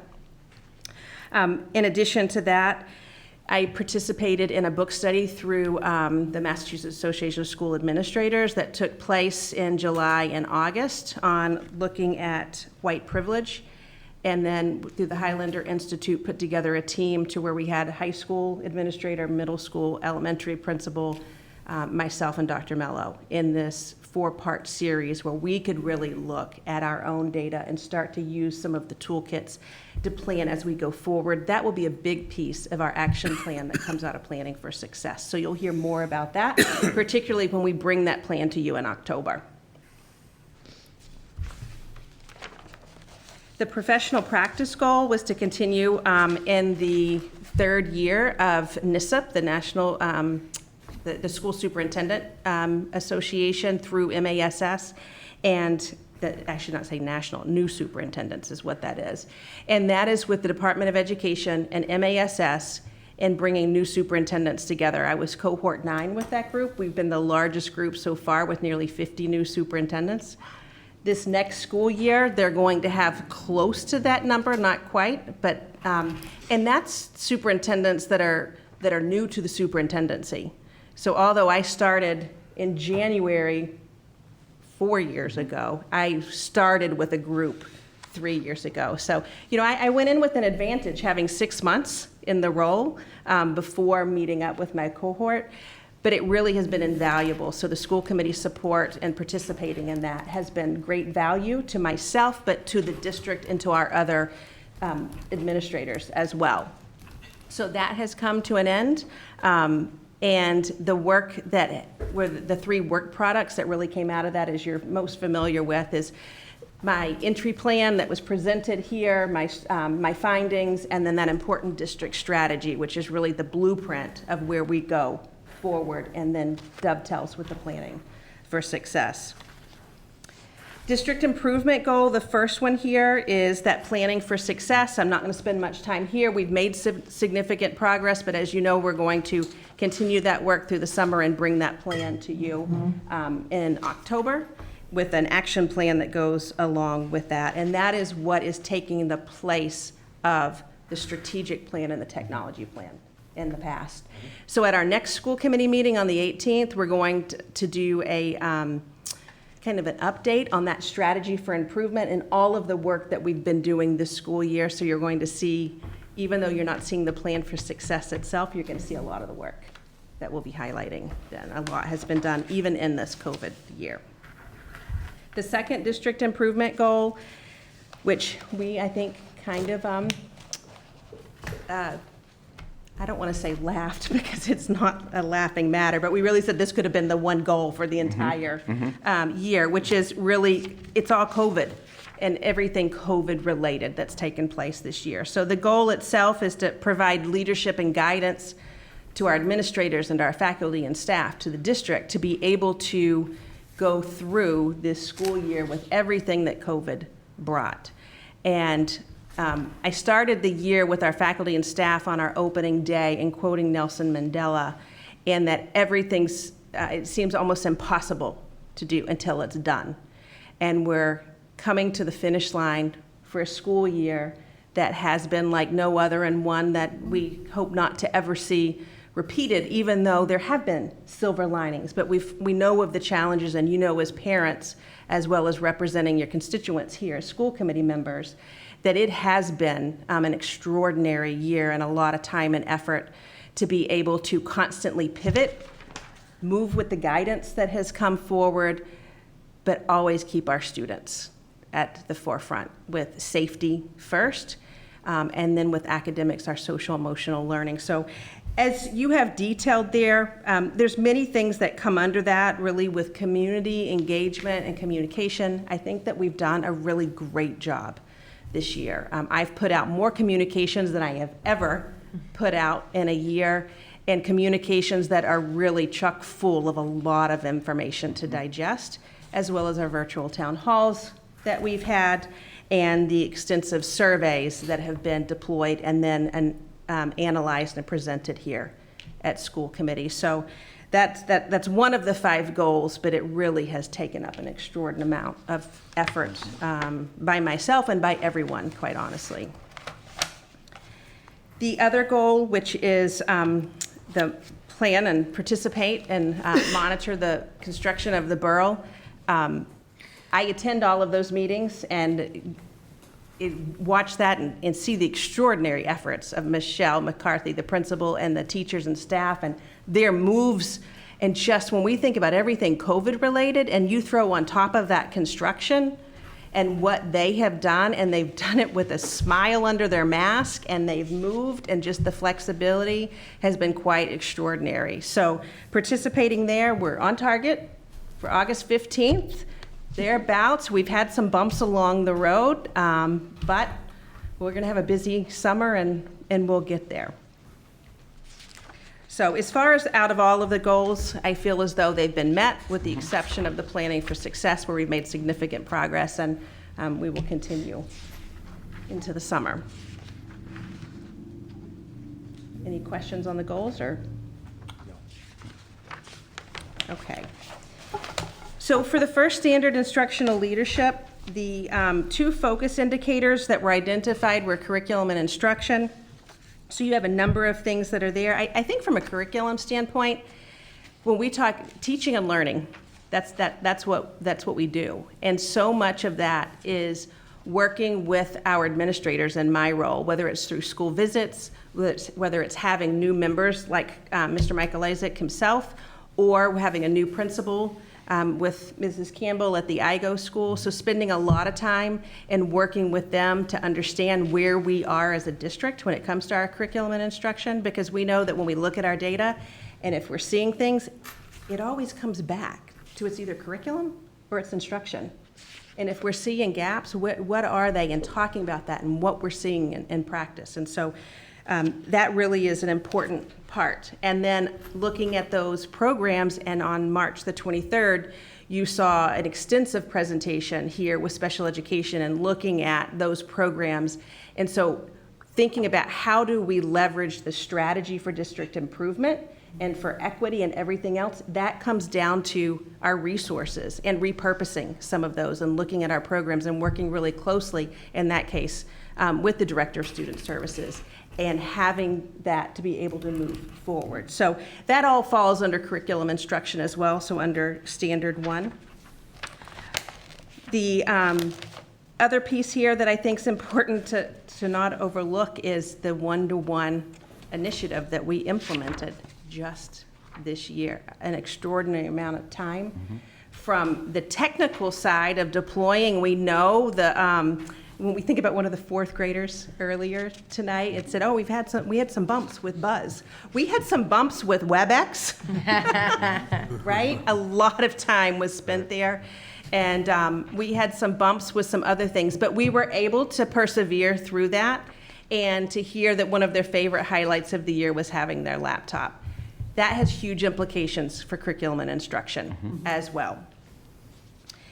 And then educator evaluation, when we're talking about what we're doing for students, a lot there with our educator evaluation system and continuing with that, and with our memorandum of understanding, or agreement, I should say, with our Foxborough Education Association is another piece of that. Under Standard 2, the focus indicators were environment and human resource management. A lot of time on environment. When we think about all of the safety plans and changing and pivoting and protocols and our mitigation strategies and all of the documents that we constantly were working on, I think about, they were some beautiful documents that we came out in the end, but they came after meeting weekly all summer long with our subcommittees, with our administrative team, and really having to see where we needed to put a lot of our effort and time, and then bringing all that together and then having everyone on the same page so people felt comfortable and having a successful opening to the school year, being able to not have to say that we ever went fully remote. That was huge.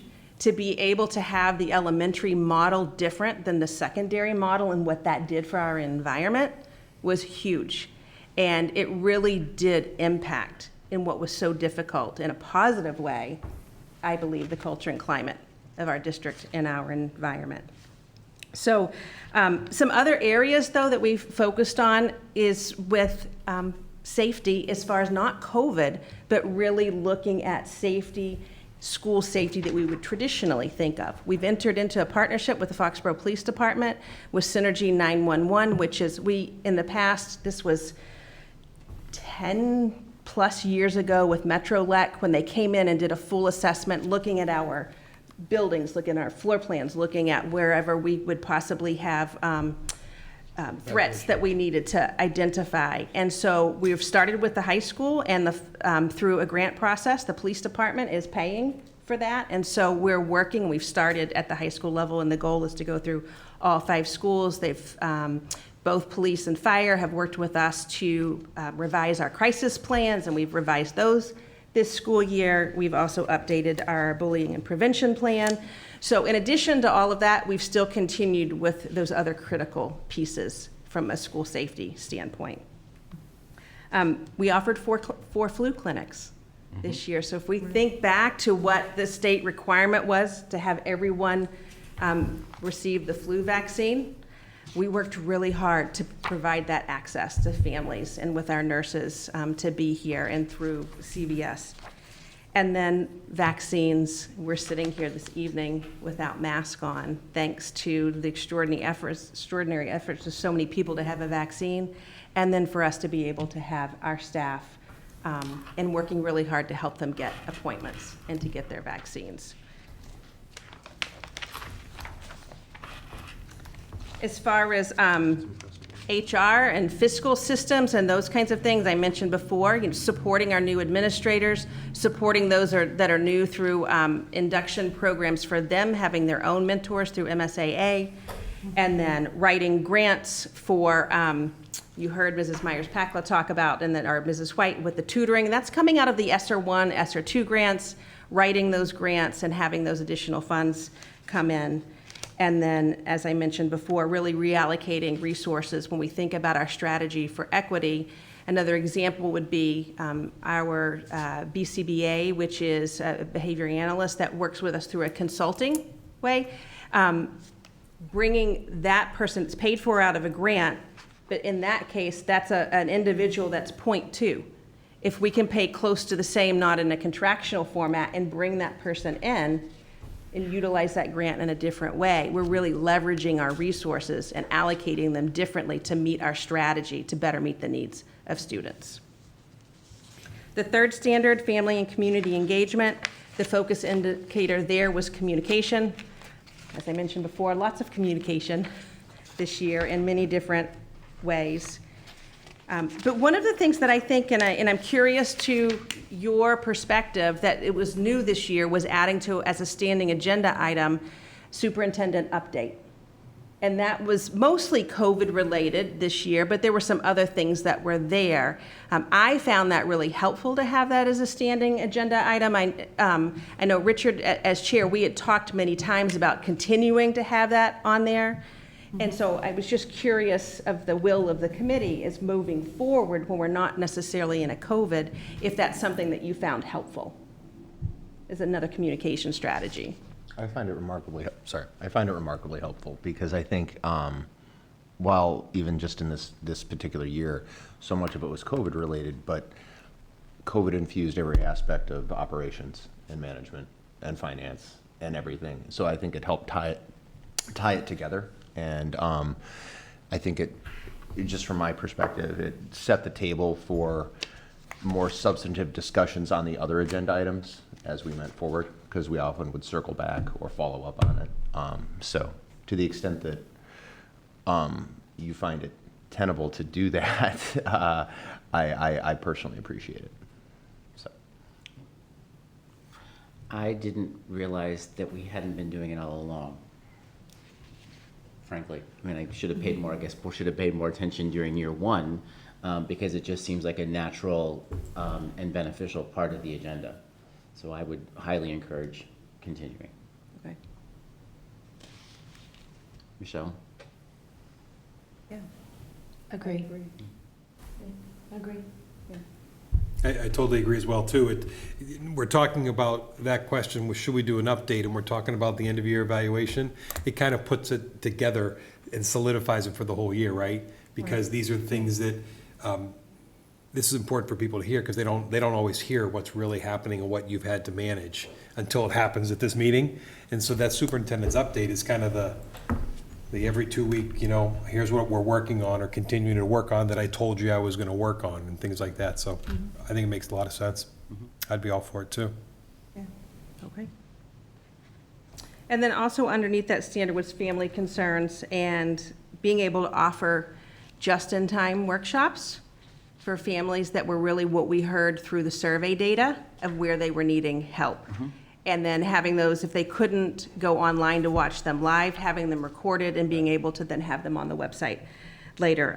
I know that I went through all of those workshops live, and as a parent myself, I took things from that, and then definitely took it from the vantage point, of being here, with thinking about all of our families and what we hear, so. And the last standard, professional culture, the two focus indicators were cultural proficiency and shared vision. I think the cultural proficiency piece that really kind of dovetails with the equity work as well, and our continued focus there. Our administrator meetings, one of the things that we started a number of years ago was really looking at articles, problems of practice, and focusing those on what we're struggling. One principal might have a problem of practice that they're presenting, but everyone else is going to benefit from that. And what we found is a number of them have to do with equity or race or different challenges that we're seeing, not just in Foxborough, that are happening in schools in Massachusetts and across the country. So that's an important piece of our professional development, even just through those meetings. So you have some different examples that are listed there of what we've done during our admin meetings. And then again, back to that culturally responsive and sustaining pedagogy series that the Highlander Institute, that we will be able to use those resources as we go forward. And then the shared vision, the last piece here is, you heard some of that with the guidance update this evening. It's really all of us collectively having that shared vision, which goes back to your school committee district goals as well, when we're thinking about relevance and rigor and responsiveness for our students. So there's a lot of information that you have to digest. Anything else that you think of in the meantime that you would like additional information on, I'm happy to provide that and can digest more, and then we can have it as an agenda item at the next meeting, but I'll also reach out to schedule individual meetings with you.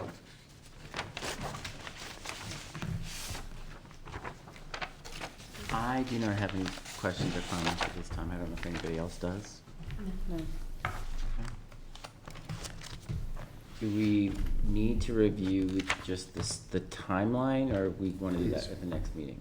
I think that it'd probably be helpful because it's going to be most important for Richard, and when the individual, and what I can also do is send this to you electronically. Now that we finally got back to in person, you had your packet delivered to you, but having it electronically, because some of you would prefer to type on the summative form itself. This is what I've learned from the past. Yep. So I will send that out to you tomorrow, so you'll have that. Try to schedule an individual meeting. But really, Richard, what makes the most sense to you? Because we also need to schedule the July meeting, which is when that will be the compilation of the evaluation to take place. Yeah. I was also thinking, did I do it last year as well? I don't mean to, why am I thinking I did it last year? I think didn't Tina do it? Because I was the chair. You were the chair last year. And I was So maybe I'm thinking from last year you did that, so then this year. So yeah, so I didn't mean to pop that on, but I thought I did it last year, and I think what we had done probably is that the chair wound up being the chair who was sitting there, Right. not the chair from the year. But I don't mind shifting either, so I just wanted to make sure. No, you're absolutely, it kind of goes to graduation. It's who's the sitting chair and who's the next chair because of the time that we have. And I'm not opposed to it, so I wanted to bring it up because I thought I did it last year. That's what I recalled, right? But there may be some validity here for us collectively that it's the chair who sat there through the goals. Yeah. That may make the most sense, right? I think the only potential problem is if the chair is not reelected. That's where I was going. So you end up in an issue where they wouldn't be here at that time frame. So that's probably why it's been done the way it has. Good point. Oh, that's Fair enough. a great point. Yeah. Fair enough. Or the chair doesn't run, right? Or whatever. chair. Both possibilities. So the chair is just not there, so there's only one chair, right? I like having the discussion, just if we're looking inward in terms of what policies make sense. I appreciate that. You know, I think you're going to say I was just something. going to say, I think that this is an unusual year as well. And so, of course, it was my first year on the school committee, so maybe things weren't that different. I doubt it. But there was probably a lot more communication, a lot more that went on, and being chair, you probably saw a lot more. So having that insight is helpful. Whether we do it differently in years following might be, but I just thought that it might be a good idea. It's certainly not a problem for me, and I don't know regulation enough to know if there's any issue with regulation There's not. It doesn't, it's I can't completely up imagine. to you. It has to be up to the committee, right? The important thing is that it's done. That it's done and that it's summative in the input of the committee. Correct. And someone compiles the input. So I would venture, I would agree with you that I can't imagine there's a regulatory piece to it, so. As a matter of whatever, I mean, just this year being different or not, whatever, just as a matter of, generally speaking, at least to my mind, it makes sense for there to be a little bit of collaboration if it's possible, between the person who's the chair the previous year and the current chair. Yeah. But I don't know if that goes against anything that we, I don't know. I'm happy to do it. You know, I think we're okay, so, I mean, what do you think, Rob? I mean, Yeah. I'm open, you know, I'm happy to do it. It makes sense to me. I think if we could collaborate, that would be great, because I think that sets it up as we move forward. That's probably the right way to go. So then if it's timing, do we, That's the important piece, is Right. when the two of you would want to make sure that you have from the other members. Right. There. Because, yeah, you need, that's right, we need to provide our drafts, or, And give them enough time to, Right. and then give them compile enough it. time to be compiled and whatever. Right.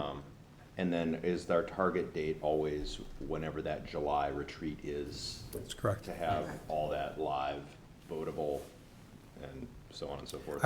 I recall like an end of June date roughly from everyone to give input. Does that sound right? into June, first week of July, First week of July, then- historically. I Then it thought it was gives like them- June 1st, July 1st last year, is sticking out in my head, but That's what I recall too, and then it allows the person who's compiling all the data to put it together in the next, 14 days or so.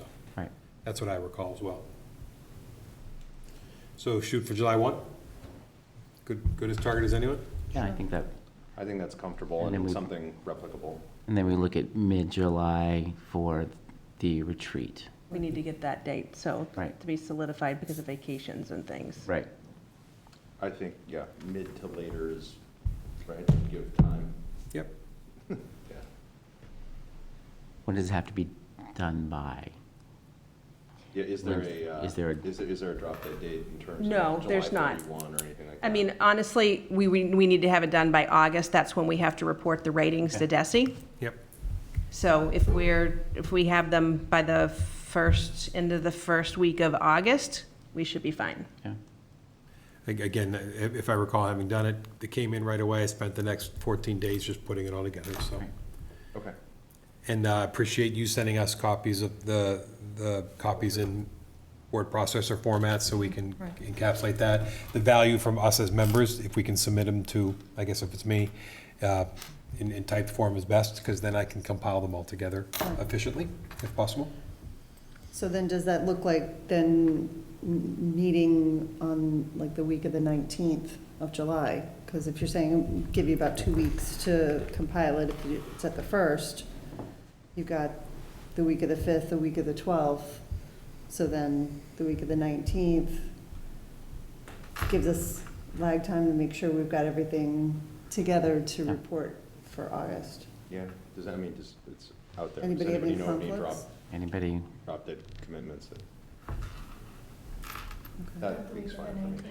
I will say that week does not work for me. It is not a vacation, it's a trip, I will say, when you go home with a bunch of kids. Yeah, you're not allowed To to see call that a family, vacation. that's a trip, that's not a vacation. But that's the week that we're going, so I'm going home to Texas that week. But other than that, I'm open. Oh, Texas in July. Yes, like I said, it's a trip, Sarah, it's not a vacation.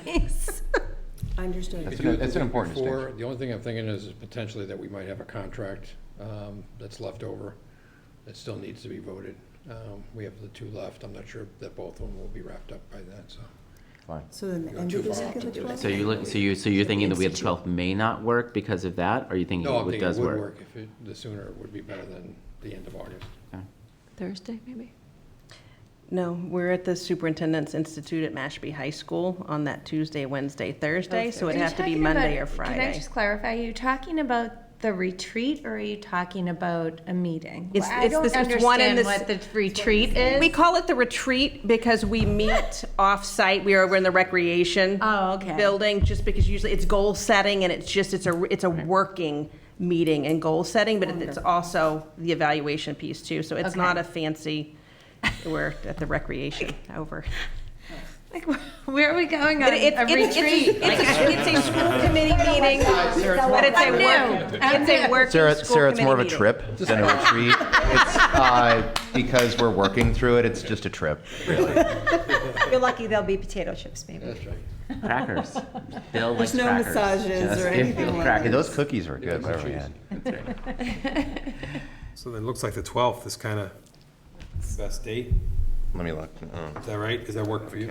That works for me. Does it It's a work for Monday. you? Works for me. Monday And the 12th. it does help us with those other contracts as well. Yeah, if they're not done, if they're done, great. Just crunches the timeline on the other Do you end. need for to see the- my So- calendar? What time do we usually- Luckily I got it. Five. So I think that Okay, works. That's what I thought. I think it works on the 12th, and then if we can push ahead a little bit to Monday, the 28th for the I don't, that's not, I mean, if you're sending something out tomorrow, that's 4 weeks. Yeah, so Monday, the 28th, and that allows the full 2 weeks. 26th. For the compilation, so, Okay. good. So And then July what's the- 12th what's the at timeline 5 we is the usually do? retreat? We're going out, going back a week, so Yeah. you're. I know, but like, Like five, we met You earlier. meet a little earlier. We and met earlier, like at 5. That's what I was trying to recall. Thank you. Right. 5 o'clock? Does that work? 5 o'clock on the 12th? After all the booth camp kids? No, thank you. Thank you. Thank you. Okay, now on to the good stuff. Right, next up on the agenda, 3 policies.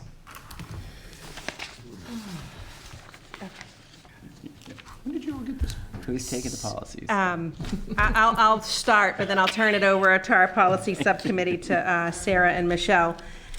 So the 3 policies that you have before you, the face mask policy, which was brought in September, and then with the recent changes based on face mask, what we realized is that we don't really have a mechanism as the state changes to be able to rescind it without coming forward with school committee. I mean, our students are all wearing masks in schools right now, but we also know that as of Friday's guidance, what it's looking for the fall, thankfully, is that no distancing. They didn't come out in the guidance specifically saying no mask for middle school and high school. It can be inferred that's there, and they give the example of elementary and more information. And, you know, we're all hoping as superintendents that we're going to have this from DESE before the school year, because there's still some unknowns as far as vaccinations and what that's going to look like. But with that said, having something added to our policy that provides a mechanism to be able to change it based on state guidance or anything that's coming from the governor would be advantageous to us.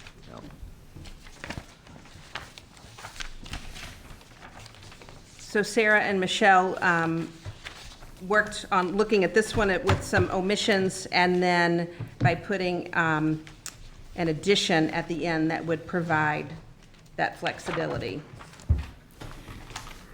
Yeah, I would just say when Brent and I were on the policy committee and trying to put yourself back into when we were pulling this all together back in August of 2020, or really, and it was adopted in September, there was so many unknowns. And it was hard to fathom that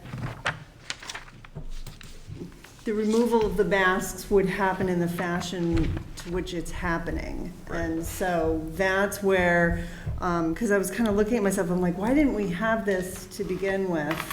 In the addition of saying, hey, the superintendent's discretion can remove or modify how the masks are going to be handled based on what new policies came down. And I think that was just, at that time, it was really, we just figured it was going to be an all or nothing type of thing. Right. And so, once again, we learn. This 2020 and 2021 has been the 2 years of learning and adjusting your expectations for the future. And so that's really why when we were looking through it, we looked at and were really suggesting, strongly recommending that we put in that sentence, which is, that the policy will remain in place until rescinded by the school committee or is revised at superintendent's discretion in accordance with guidance issued by the state or local health authorities as necessary. And that allows the superintendent to be able to adjust much quicker than the school committee having to kind of convene in an emergency session to deal with something such as the face masks. So in order to add anything like that, so I have the ability to suspend the policy or modify it based on that state guidance, sadly, we have to read the entire policy with those changes. Just want to highlight that we did feel it was important to omit a few things. So as we read, there are some omissions, which just brought things up to where we were at last Wednesday. Desi came in and I kind of put a little bomb on the news saying, come fall, this might happen. But as you said, the actual policy is inferred, and I'm sure there'll be lots of changes as we go along, but it was important to mention that we did do our best to keep in accordance with what's going on now. Right. So if we have something that's there to what the two of you worked on there, by having, the advice and consent of the school committee to provide me that flexibility. Right. Exactly. So we need to read the policy? Yes, we do. Right. Michelle, Sarah? I'm going to give it to you, just, I'm not sure I'll be able to Okay. get through it all. We'll see if my voice holds up. I can do the equity one. Okay, so face masks. The Foxborough Public Schools is committed to providing a safe environment as schools reopen during the COVID-19 pandemic. According to public health experts, one of the best ways to stop the spread of coronavirus and to keep members of our school committee safe is the use of face masks. Therefore, in accordance with guidance from the Center for Disease Control, CDC, the Department of Elementary and Secondary Education, DESE, and the Massachusetts Department of Public Health, DPH, the following requirements are in place until further notice. A face mask must be worn by all individuals in school buildings, during school-sponsored functions, and on school transportation. Masks can be disposable or reusable and will need to fully cover the nose and mouth and secure under the chin, fit snugly but comfortably against the side of the face, and be secured with ties or ear loops. Based on guidance from health authorities, neck gaiters, open chin, triangle bandanas, and face coverings containing valves, mesh materials, or holes of any kind will not be considered appropriate masks. Individuals may be excused as further defined herein from the requirement for the following list of reasons per CDC guidance if the individual has trouble breathing, is unconscious, is incapacitated, or cannot remove the mask without assistance. In addition, masks will not be required for anyone who has a medical, behavioral, or other challenge making it unsafe to wear a face mask. A written note from a treating physician is required for a requested exemption. Parents may not excuse their child from the face mask requirement by signing a waiver.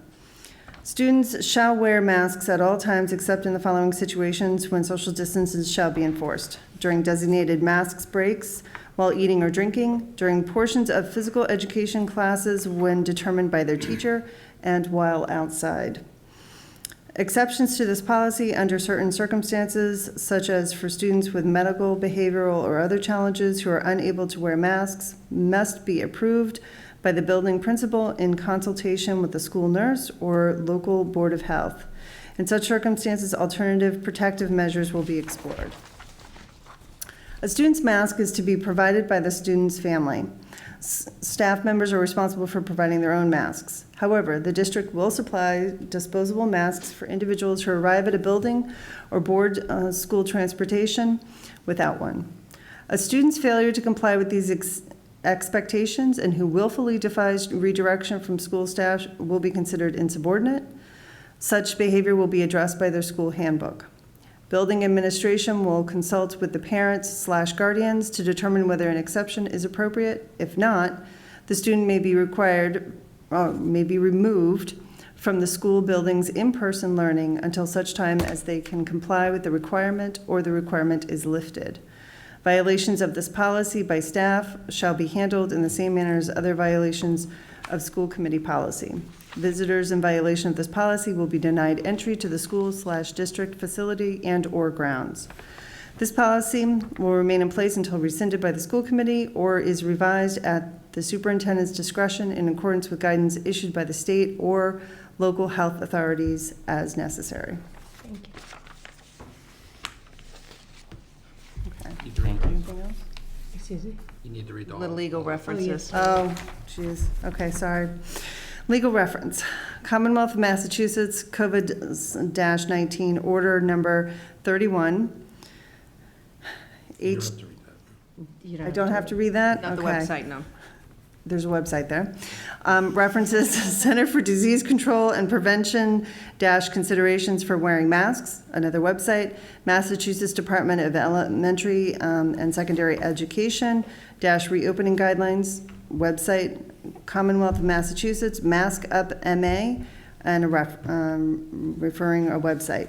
Source, MASC-August 2020, and policy was adopted September 2nd of 2020. All right, did I get it all? Thank you. Thank you.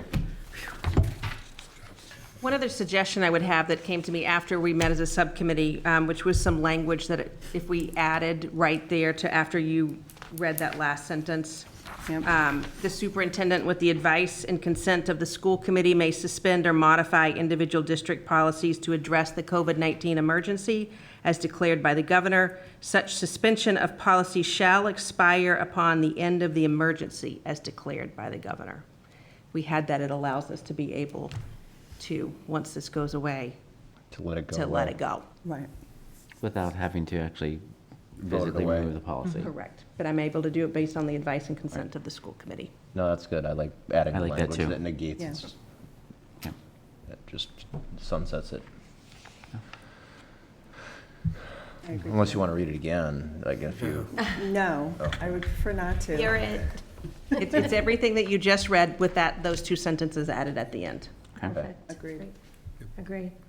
then can I make a motion or do we Can I ask another question before we make a motion? always? Yes. The third bullet at the bottom of the first page, during portions of physical education classes when determined by their teacher. Why does that, most of our mask rules this year were standardized once you hit the property, once you walked in the building. And in physical education classes, they had to be 10 feet, but yet they were still required to wear masks. Yeah, I'm not sure we ever had a teacher, I'm asking, I don't think teachers probably had the authority to change the mask regulations for the property, right? No, that would have just been when they took them outside. You're right, That's when they were able to do I was that. thinking outside as well, Right. too, so, is that, do we think that's what that means? During portions outside, when the physical education? That was the intent. Correct. I would offer then adding the word outside, Or because you I could think when strike they're. it, because You could we strike know it that if it's the next now, bullet says it's a moot outside. point. I think it could be I think you could strike it too, Yeah. because I think our standard, I think this is some older language. When this whole thing started, there was a lot of concern about the physical education exertion and masks and breathing and O2 and all that kind of stuff. That was all out there. And so I think we're at a different place now. So we want to, I think striking it. Agreed. I would propose to strike that bullet. So if we strike that bullet, then we need to just add the word "and" to the bullet above. Correct. Thank you. You'll be able to see this in the second reading, right? Everything that we just talked about will be in there. Unless they decide not to go for a second reading and to vote it as with the adjustments made. Yeah. I vote to add it with adjustments made. Okay, so there's a motion. Are there any, before we second, are there any other questions or comments on this? I would second the motion. Okay, so the motion is to waive the second reading, incorporate the amendments as discussed tonight, and then vote on approval. Agreed. So Agree. And I would just add for our work here, that we're waiving the second reading because we're just making proper adjustments to make this current, effective, and manageable, right? As opposed to waiving a second reading on a brand-new policy, right? So I think it makes sense from my standpoint. Agreed. Agreed. Okay, so all in favor? 500. Thank you very much. Thanks. Good work on that. Can we split the restraint Next, policy? the restraint prevention. So the restraint prevention policy was revised in 2016, back when the law changed, and we revised it. So it has met the law from 2016. But as we continue to look at policies and see things, if there's any slight adjustments or further clarifications that we think that would be helpful, that's what you have before you. And then in addition to the policy subcommittee looking at this, Tom Nuttall, who's the special education attorney, has also recommended these changes that you have, but it would require a reading as well. Okay. So I'm gonna, can we tag team it? Is that okay? Absolutely, yeah. Yeah. Is that all right? I would just reference, just really quick before we do that, is that a lot of the changes, when you look at this, it references over to the CMR, so the regulations, so it's putting kind of a lot of the language that seems to be taken out is really just, it's already in the CMR. And so that's just something to keep in mind. And what I saw through it is, it's just making a lot of the language consistent within the document itself. So using the same terminology, which is helpful. So that was just what. And not over, There wasn't any Not- big yeah, sweeping reciting the law. changes. Correct. Thank you. I appreciate, thank you both for cleaning that up. Great. Any other questions before we get to the reading? Bear with me, my eyesight's still coming back, so I did pretty good following along.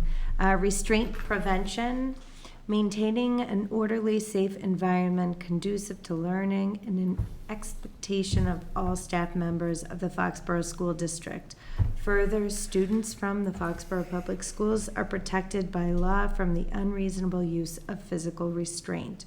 Physical restraint shall be used only in emergency situations as a last resort after other less intrusive alternatives have failed or been deemed inappropriate, and with extreme caution. The use of physical restraint in a manner inconsistent with 603 CMR 46.00 is prohibited. School personnel shall use physical restraint with two goals in mind. One, to administer a physical restraint only when needed to protect a student and/or a member of the school community from assault or imminent serious physical harm, and to prevent or minimize any harm to the student as a result of the use of physical restraint. The following definitions appear in full at 603 CMR 46.02 and are hereby incorporated into this policy. Mechanical restraint, the use of any device or equipment to restrict a student's freedom of movement. This does not include a device that has been prescribed by an appropriate medical or related services professional that is being used for its specific and approved positioning or protective purpose. Medication restraint, the administration of medication for the purpose of temporarily controlling behavior. Physical escort, a temporary touching or holding without the use of force of the hand, wrist, arm, shoulder, or back for the purpose of inducing a student who is agitated to walk to a safe location.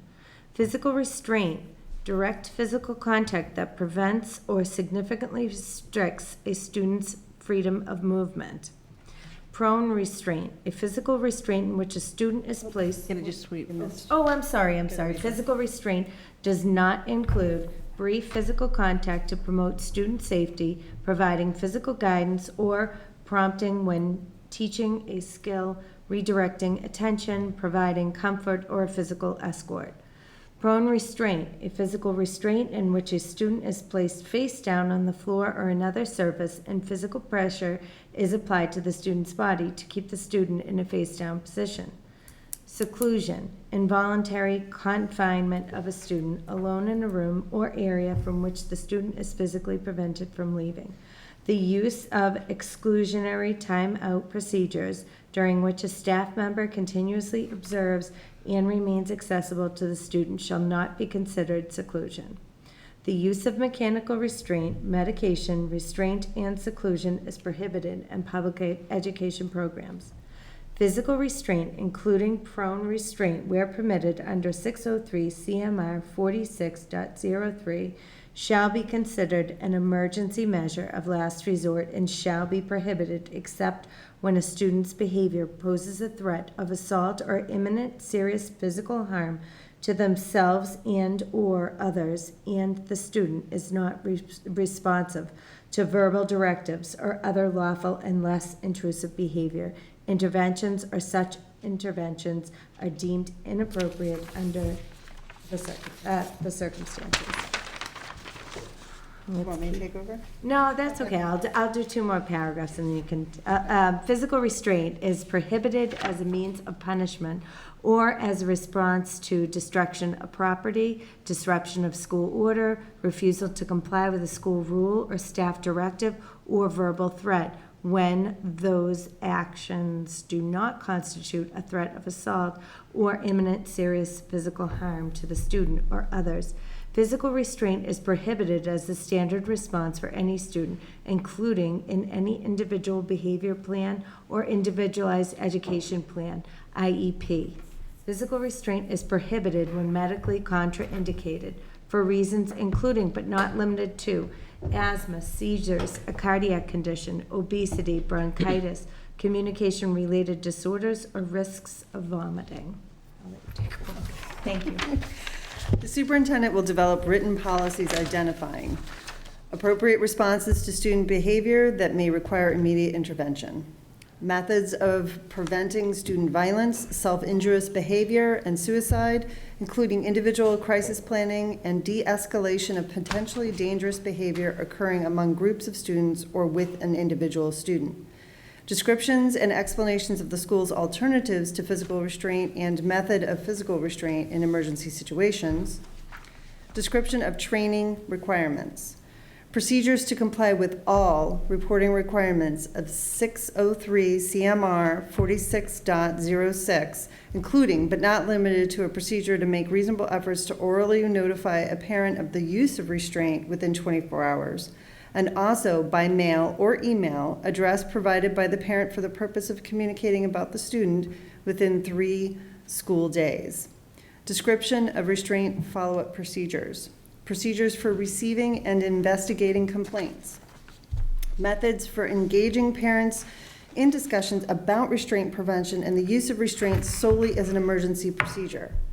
Procedure for conducting periodic review of data and documentation on the use of physical restraints in accordance with 603 CMR 46.065 and 6, and procedures for obtaining principal approval for use of timeout for more than 30 minutes and for the extension of a physical restraint beyond 20 minutes.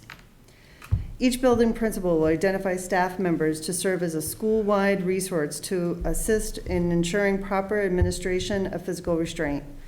These staff members will participate in an in-depth training program in the use of physical restraint, which the Department of Elementary and Secondary Education recommends be at least 16 hours in length. In addition, each staff member will be trained regarding the school's physical restraint policy and accompanying procedures in accordance with 603 CMR 46.042. The principal will arrange training to occur in the first month of each school year or for staff hired after the beginning of the school year within a month of their start of employment. Only school personnel who have received training pursuant to 603 CMR 46.04 will administer physical restraint on students.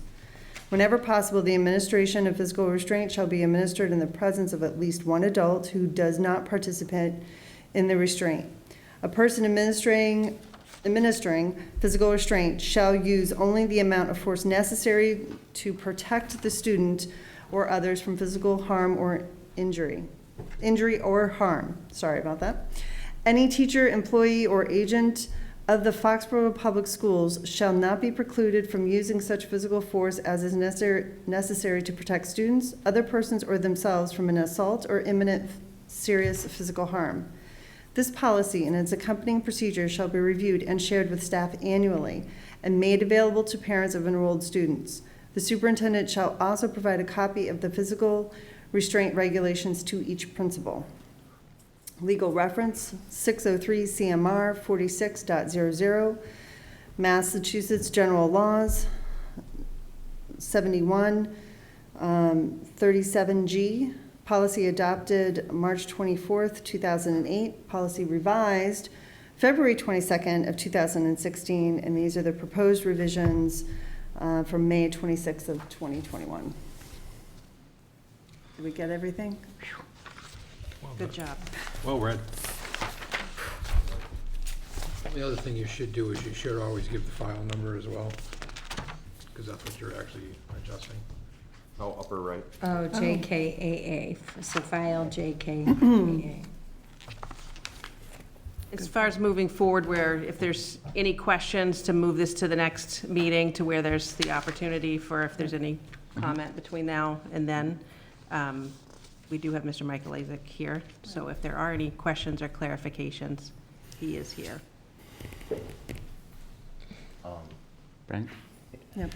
Yeah, how many folks are we talking in in our schools that would go through the 16-hour training and actually are empowered to administer the restraints? How many staff? Yeah. Off the top of my head, we probably have roughly 50 to 60 staff as our educational assistants, our teachers, and our specialized programs. So each year there's a CPI training, that's the training we utilize, and so they every 2 years go through an intensive kind of training, and then every year they have a refresher in between. And so we have staff on site. The district supported in the past have district on site that are trained to be trainers. So we're able to train our staff really at any time because it's flexibility of our internal people that are performing the training. And does that include administration as well? Yes. And We then, actually have one of the administrators that's trained to be a trainer. Correct. oh, great, nice. And then the other, concerning the policy, where's, just helping me understand it, where in this is the distinction drawn between Foxborough Public Schools staff and an SRO, a school resource officer? Distinction as far as restraint?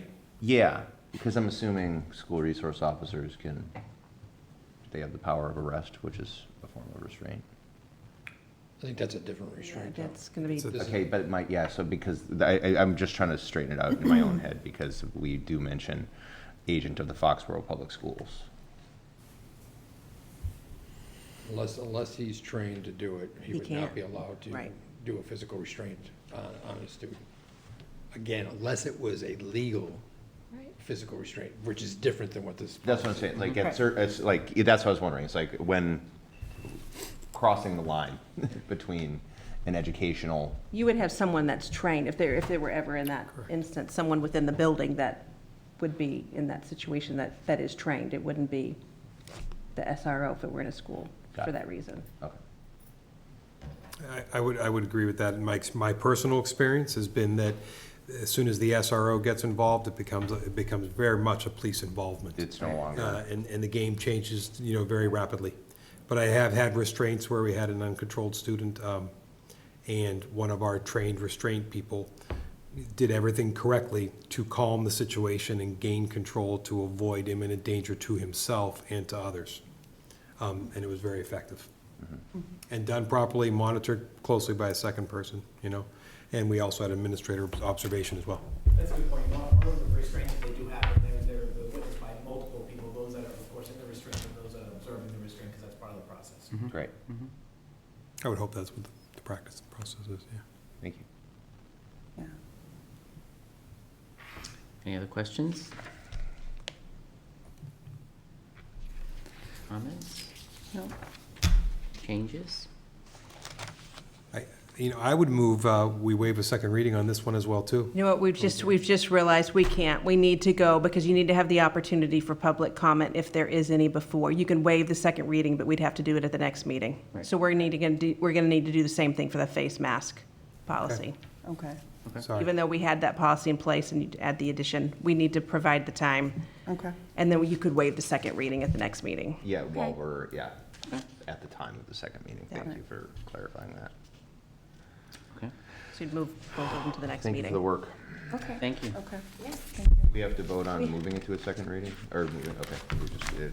We have one more It just policy, goes. I believe, Okay. to review. Do we have to wait, do we have to re-motion the first one that we did already? Or do we just say, take it back? Would it make more sense, since we were all in the affirmative, for someone in the affirmative to take back the motion, or not? I think that would be cleaner. Yeah, to it'd say be that you wanna cleaner, it move wouldn't I think it would hurt. be cleaner, too. Okay. To rescind that. Or whoever made the motion for the first one? That was the, What do you, I'll go ahead, rescind my Michelle, I'm sorry. motion Yeah. for the The first. prior motion was really to waive the second reading and to make the changes that, But you can't make the changes until your We second have the public comment. meeting. To rescind the So vote for the you can't make policy You can't do then. a policy in a single meeting, is what I'm no, saying. I understand accepting the policy, but adding that language. So you're accepting it with the changes, is that what you're trying to say? Yeah, but that's, you're, Right. the only vote you're really taking is accepting the changes. Okay, Correct. So you're not, there's not a two-step process to do that. so we'll just make those changes Correct. And read it, And read have it. it the next, and read it Or, again. or waive waive the second the reading at reading. the next meeting. Okay. Reading I would second agree. reading. All right. And since we made one motion that kind of included the whole thing, where if we can withdraw the whole thing, it puts us right back to square one where we're best.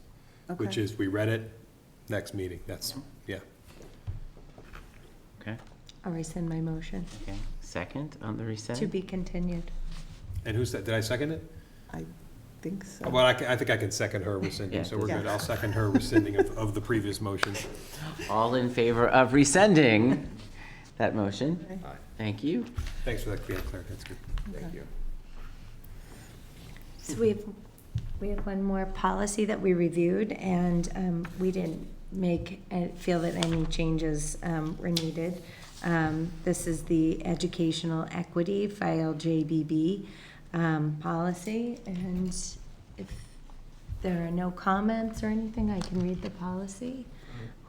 Do we need to read We it? don't need to read it because Oh, there are we no don't. changes. You're not making a change. Just Right. informational. And Yes. it was actually read at the March 2nd, 2020 school committee meeting as is. So you, in this case, you could waive the second reading. Right, so we need to vote on it as to adopting it. Oh, perfect. Right. So I make a motion to adopt that policy for educational equity. Wait, and the file number is? File number JBB. Thank you. All right. I second. I'm sorry. Do you have a question or comment? Should we waive the second don't we have to waive the second is- reading first? And then we can adopt the policy after we waive the second reading? Our normal practice has been. That would be your normal The practice. normal practice is in that second meeting to waive the second reading, so we don't have to read it again. Okay. Then we vote the policy, so Okay. maybe amend your motion to waive I'm the going to second. amend my motion to waive the second reading Of file. of file JBB. Thank There you. we go, we got it. Thank you. Takes as well. Second from Brent. Yeah, good. All in favor of waiving the second reading of file JBB? Thank you. There we go, we got it. 500. Okay. Michael Lasik. There you go. There you go. Want to get that in. So now I would move to accept the policy JBB. I'll second that. All in favor? Thank you. 500. That file is approved. And, you know, these are Policy. two tricky ones when we think about the mass policy when you have a state of emergency and it's put in place because of a governor's order. So that one's kind of tricky. And then when you have one that we did read in its entirety, but yet you're also then not making any changes. So Fair enough. kind of some unique Well, ones. it's every opportunity to learn. That's It's all right. good. I got it. Bless America. Okay. Next on the agenda, I think you're in for the long haul now? Might as well, I'm already. That's awesome. Thank you. Thank you. He's on the trip. That's right. He's waiting for the spa at the retreat is really what it's coming down to, right? Slippers, whatever. Utility bid awards, Mr. Yukno. So annually, we go out with different services and bid them. A couple questions were asked, and so I'll kind of fill the whole group in on. This is a public process where we not only advertise locally in the Sun Chronicle, but we also have to do it in goods and services and combis. So it's put out to the general contracting public on a very broad basis, and whoever applies, I guess is the way I look at it. So when you're seeing under the electrical, there are only two did it. Anybody could have. Any electrical contractor that's licensed in the state of Massachusetts could have put in a bid. But, again, it seems to be that people get used to a town or in an area will bid on these processes. So under the electrical bids, we had two bids. One was Anderson Electric, which is the current contract under our last couple contracts, actually, and then GH Electric out of Attleboro also put in a bid. You can see their pricing is pretty close, but the hourly rate for both the apprentice and the licensed was slightly less for Anderson Electric, and based on the amount of hours we typically use in a given year, they would be the ones who would win this contract pricing. We recommend doing a 3-year in a general sense, because once you get a contractor in, they have to get familiar with all your buildings and services, and if you did this on an annual basis, quite honestly, you'd be retraining vendors regularly, and it's very non-productive, number one, and number two, as long as their rates are relatively in sync, and as you can see in this particular one, they stay the same for 3 years, so there's no disadvantage to doing it. But they also are based on the state wage rates too, so they have to at least meet the wage rate sheets, and then they could be more than that, but they might lose it if they go too much higher than that. So and then we take other things into consideration, if they're going to charge for travel to get here from wherever they're coming from, if they have a minimum, for when we do call them, what their timing would be, if there's an emergency. So there's other criteria, but the major one for how we actually determine the low bidder is their hourly price for electrical. So I would recommend Anderson Electrical Contractors as the winning bidder, and look for a vote of the committee. Is there a motion? Any questions, comments? I should start with question comments first, sorry. Excuse me? How long is this there? Will this be there? How long have we been with them, if you recall? I think this will be their third renewal. Third renewal, yeah. Yeah. Okay. Nice. I move to accept the bid from Anderson Contractors as presented. Thank you. For Second. 3 years. For 3 years. For 3 Thank years. you. Michelle, seconds. Second. Thank you very much. All in favor? 500 for the electrical services. The second one is fire alarm service maintenance. We are required to do regularly, and actually it's quarterly, servicing of all of our buildings to verify that the smoke detectors, heat detectors, and enunciators actually work when there's an incident. So they obviously go around and on a quarterly basis, they don't have to test every single device in a building, but they have to make it through during the entire year that they've tested every device through a building. So they will take the buildings and they'll split it into quarters and say, okay, we're gonna do 5 in this section of the building, 5 in that section, 5 in that section, and the next period they'll do a different one. Help was the only one who has responded. We've had help. This is, actually, I'm pretty sure this is their third time around as well. They've been a reliable resource. The fact that we didn't get other bidders, normally would be a concern.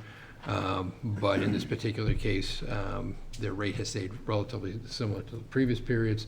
And quite honestly, they've done a great job. And we have a lot of things that happen, with Jim, somebody will throw a ball, hit one of the devices, set the alarms off, fire department's coming, we have to go back and reset everything. So, and they've been very reactive to our calls and service. So we have no complaints about it. Their rate actually at $9,200 to do those quarterly things for 5 buildings is very good. So not concerned.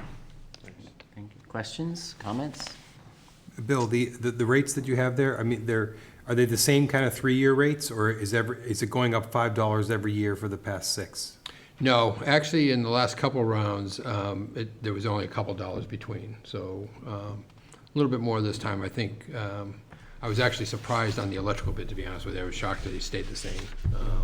And that's the same rate that he is currently, the 95. So he's going to go another 3 years at the 95. But again, he's above the wage rates, so I think, not by a lot, but he is. So I think that's how he's making it. Helps Case. They're a fairly good-sized company in this industry, so and they're local, which is actually pretty nice out of Plainville. So that's why I think service-wise they've been very good to us, as far as being able to get here. But again, the 9,200, I think, quite honestly, is actually $100 less for the preventive maintenance than it was previously, and their hourly rate went up a little for service calls. Thanks for that. Okay. I move to accept the bid from Help Inc. for the 3-year contract. I second. Sarah seconds. Thank you. All in favor? 500. Thank you very much. On to other matters. Anybody? Other matters? Dr. Burdos? Just one, our K-12 culture and climate survey that was sent out, we realized that it didn't get out to all parents, so those that didn't receive it, we've resent that back out through K-12, so reminders are going out anyway at this point, so we've had really good participation rates at the upper levels, but it was some of our elementary parents that did not receive it, so we're resending that out, so watch for that, because that's really important data for us. Thank you. Dr. Mello? Not Mr. today. Yukta? Sarah, Michelle, Richard, Brent? No. I just have one thing, which is we now have the opportunity to move back to the high school for our regular meetings. If we'd like, now that we can have open meetings, we can move back to the high school location, or we can choose to stay here. I don't know if people have an opinion one way or the other. Dr. Burdos, I don't know if you have an opinion on which you prefer, but we do now have the option, and we will just need to make the appropriate planning depending on which way we decide to go. Michelle? I would just, do we have the capability of having people Zoom in at the high school right now? No. So that would be my concern right now is, especially over the summer, wanting, if we have one of the committee members or even somebody that we want to have speak, have that ability to be able to Zoom in, at least for this transition time, I think would be very helpful to continue to have that option available. Otherwise, I would love to be able to move back to the high school, but that would be my concern. I'd like to mention, I know I'm brand new here, but one of the things I hear over and over in everyone's meetings is they're trying to get engagement from the community, get people to, pay attention to the like, sometimes it just becomes white noise, and sometimes you can't make it here, or, you know what I mean? There's a lot of different instances, and people really do care. They really do. So I find that when things can be on Zoom and you have that option and that availability, it automatically casts a wider net. Before the meeting, you were talking about, Dr. Mello was talking about how she felt it was impersonal, and I do agree. And actually, Dr. Burdos and I were talking and saying some of the same things, that it's just not the same as seeing people's faces and having them in person. While that's very, very true, I'd rather have them on Zoom than not have them at all. So it's just something, food for thought. We can revisit it, but I think it's a great option to have it. So, point well made. At some point, we may be asked, this being able to dial in was a special exception during the pandemic.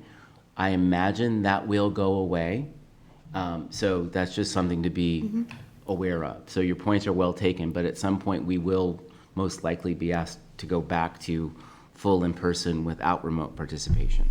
Can I ask who would mandate that? It comes from, what, DESE? Is that who came down from? MAS, when we from did the the state, MASC training, they had provisions for remote. I believe the guidance that was given, or the exemption that was given, was for members that were voting members. Okay. Had to be present. Right. I don't think there's ever been a restriction that you couldn't have, Presenters. people who are just gonna have to Okay. comment. Yeah. But as far as having to be voters, the original thing was everybody had to be in person. Because it's, Right. So, Because of the open I think meeting to your law. point, that, so it's still maybe a possibility going forward. The only thing I would say at this point is, we're unmasked here because we're not in the school buildings. And if we were in the school building tonight, we would all be masked, because that is our policy in the schools, okay? So, I think you ought to at least go a little bit longer if you possibly can, if there's no conflicts with town halls, scheduling and stuff, maybe to the point of going through the summer, here, and then in the fall, once we have a kind of a different thing and we're back in the schools in a more of a regular basis, open it up. I just And a don't. clearer picture of what the Right. guidelines will be come the fall, which Right. we don't know now.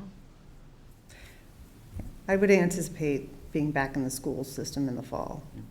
That's what I would like to see happen, but I think kind of do a measured, sort of get our way to that through the summer. Right. That would be my do you suggestion. have a feeling one way or the other? I think this room was built for meetings like this. And I think it's why it's one of the reasons the town graciously paid for it and spent a lot of money to design it. And I think it's easier to broadcast and meet from here. And the only reason not to is symbolism. And symbols are important, but I just think for practicality reasons, that I think this room is easier. Well, as long as the scheduling holds out. I mean, that's the Yeah, other right. reason it was the high school, was because the schedule it's less competitive for the space. So I personally would say let's continue here for a while, and then we revisit it perhaps in the fall. Rich, I don't know how you feel. I would agree the same way. I would actually agree with everything Brent just said. It's great to meet at the high school for symbolism, because it's the school and it's easier to schedule. Technology-wise, this has greater sophistication, greater ease of use. So we can all see the screens without jumping around in seats. So, Right. this is very well suited for meetings. So I like that angle, but agree with you, Rob, wholeheartedly that scheduling can be the challenge. So, I had forgotten about the musical chairs we have to play Yeah. when we're there. That's a good point. musical chairs, and then it's all had to be manually set up every single time, right? Correct. And so It's true. Good we point. wound up dealing with that, so, And can anybody find the table skirts? No, they're there, they're all in the bin, well said. Getting them to Well, stick, that's the other problem. Okay, so we're gonna continue at Town Hall until further notice, and we'll revisit it. Anything else? Nothing? For bringing that up, Make a Rob. motion to adjourn? Can I have a Second. second, please? Second? All in favor? Aye. 500. Thank you guys very much. Have a wonderful evening, everybody. Thank you.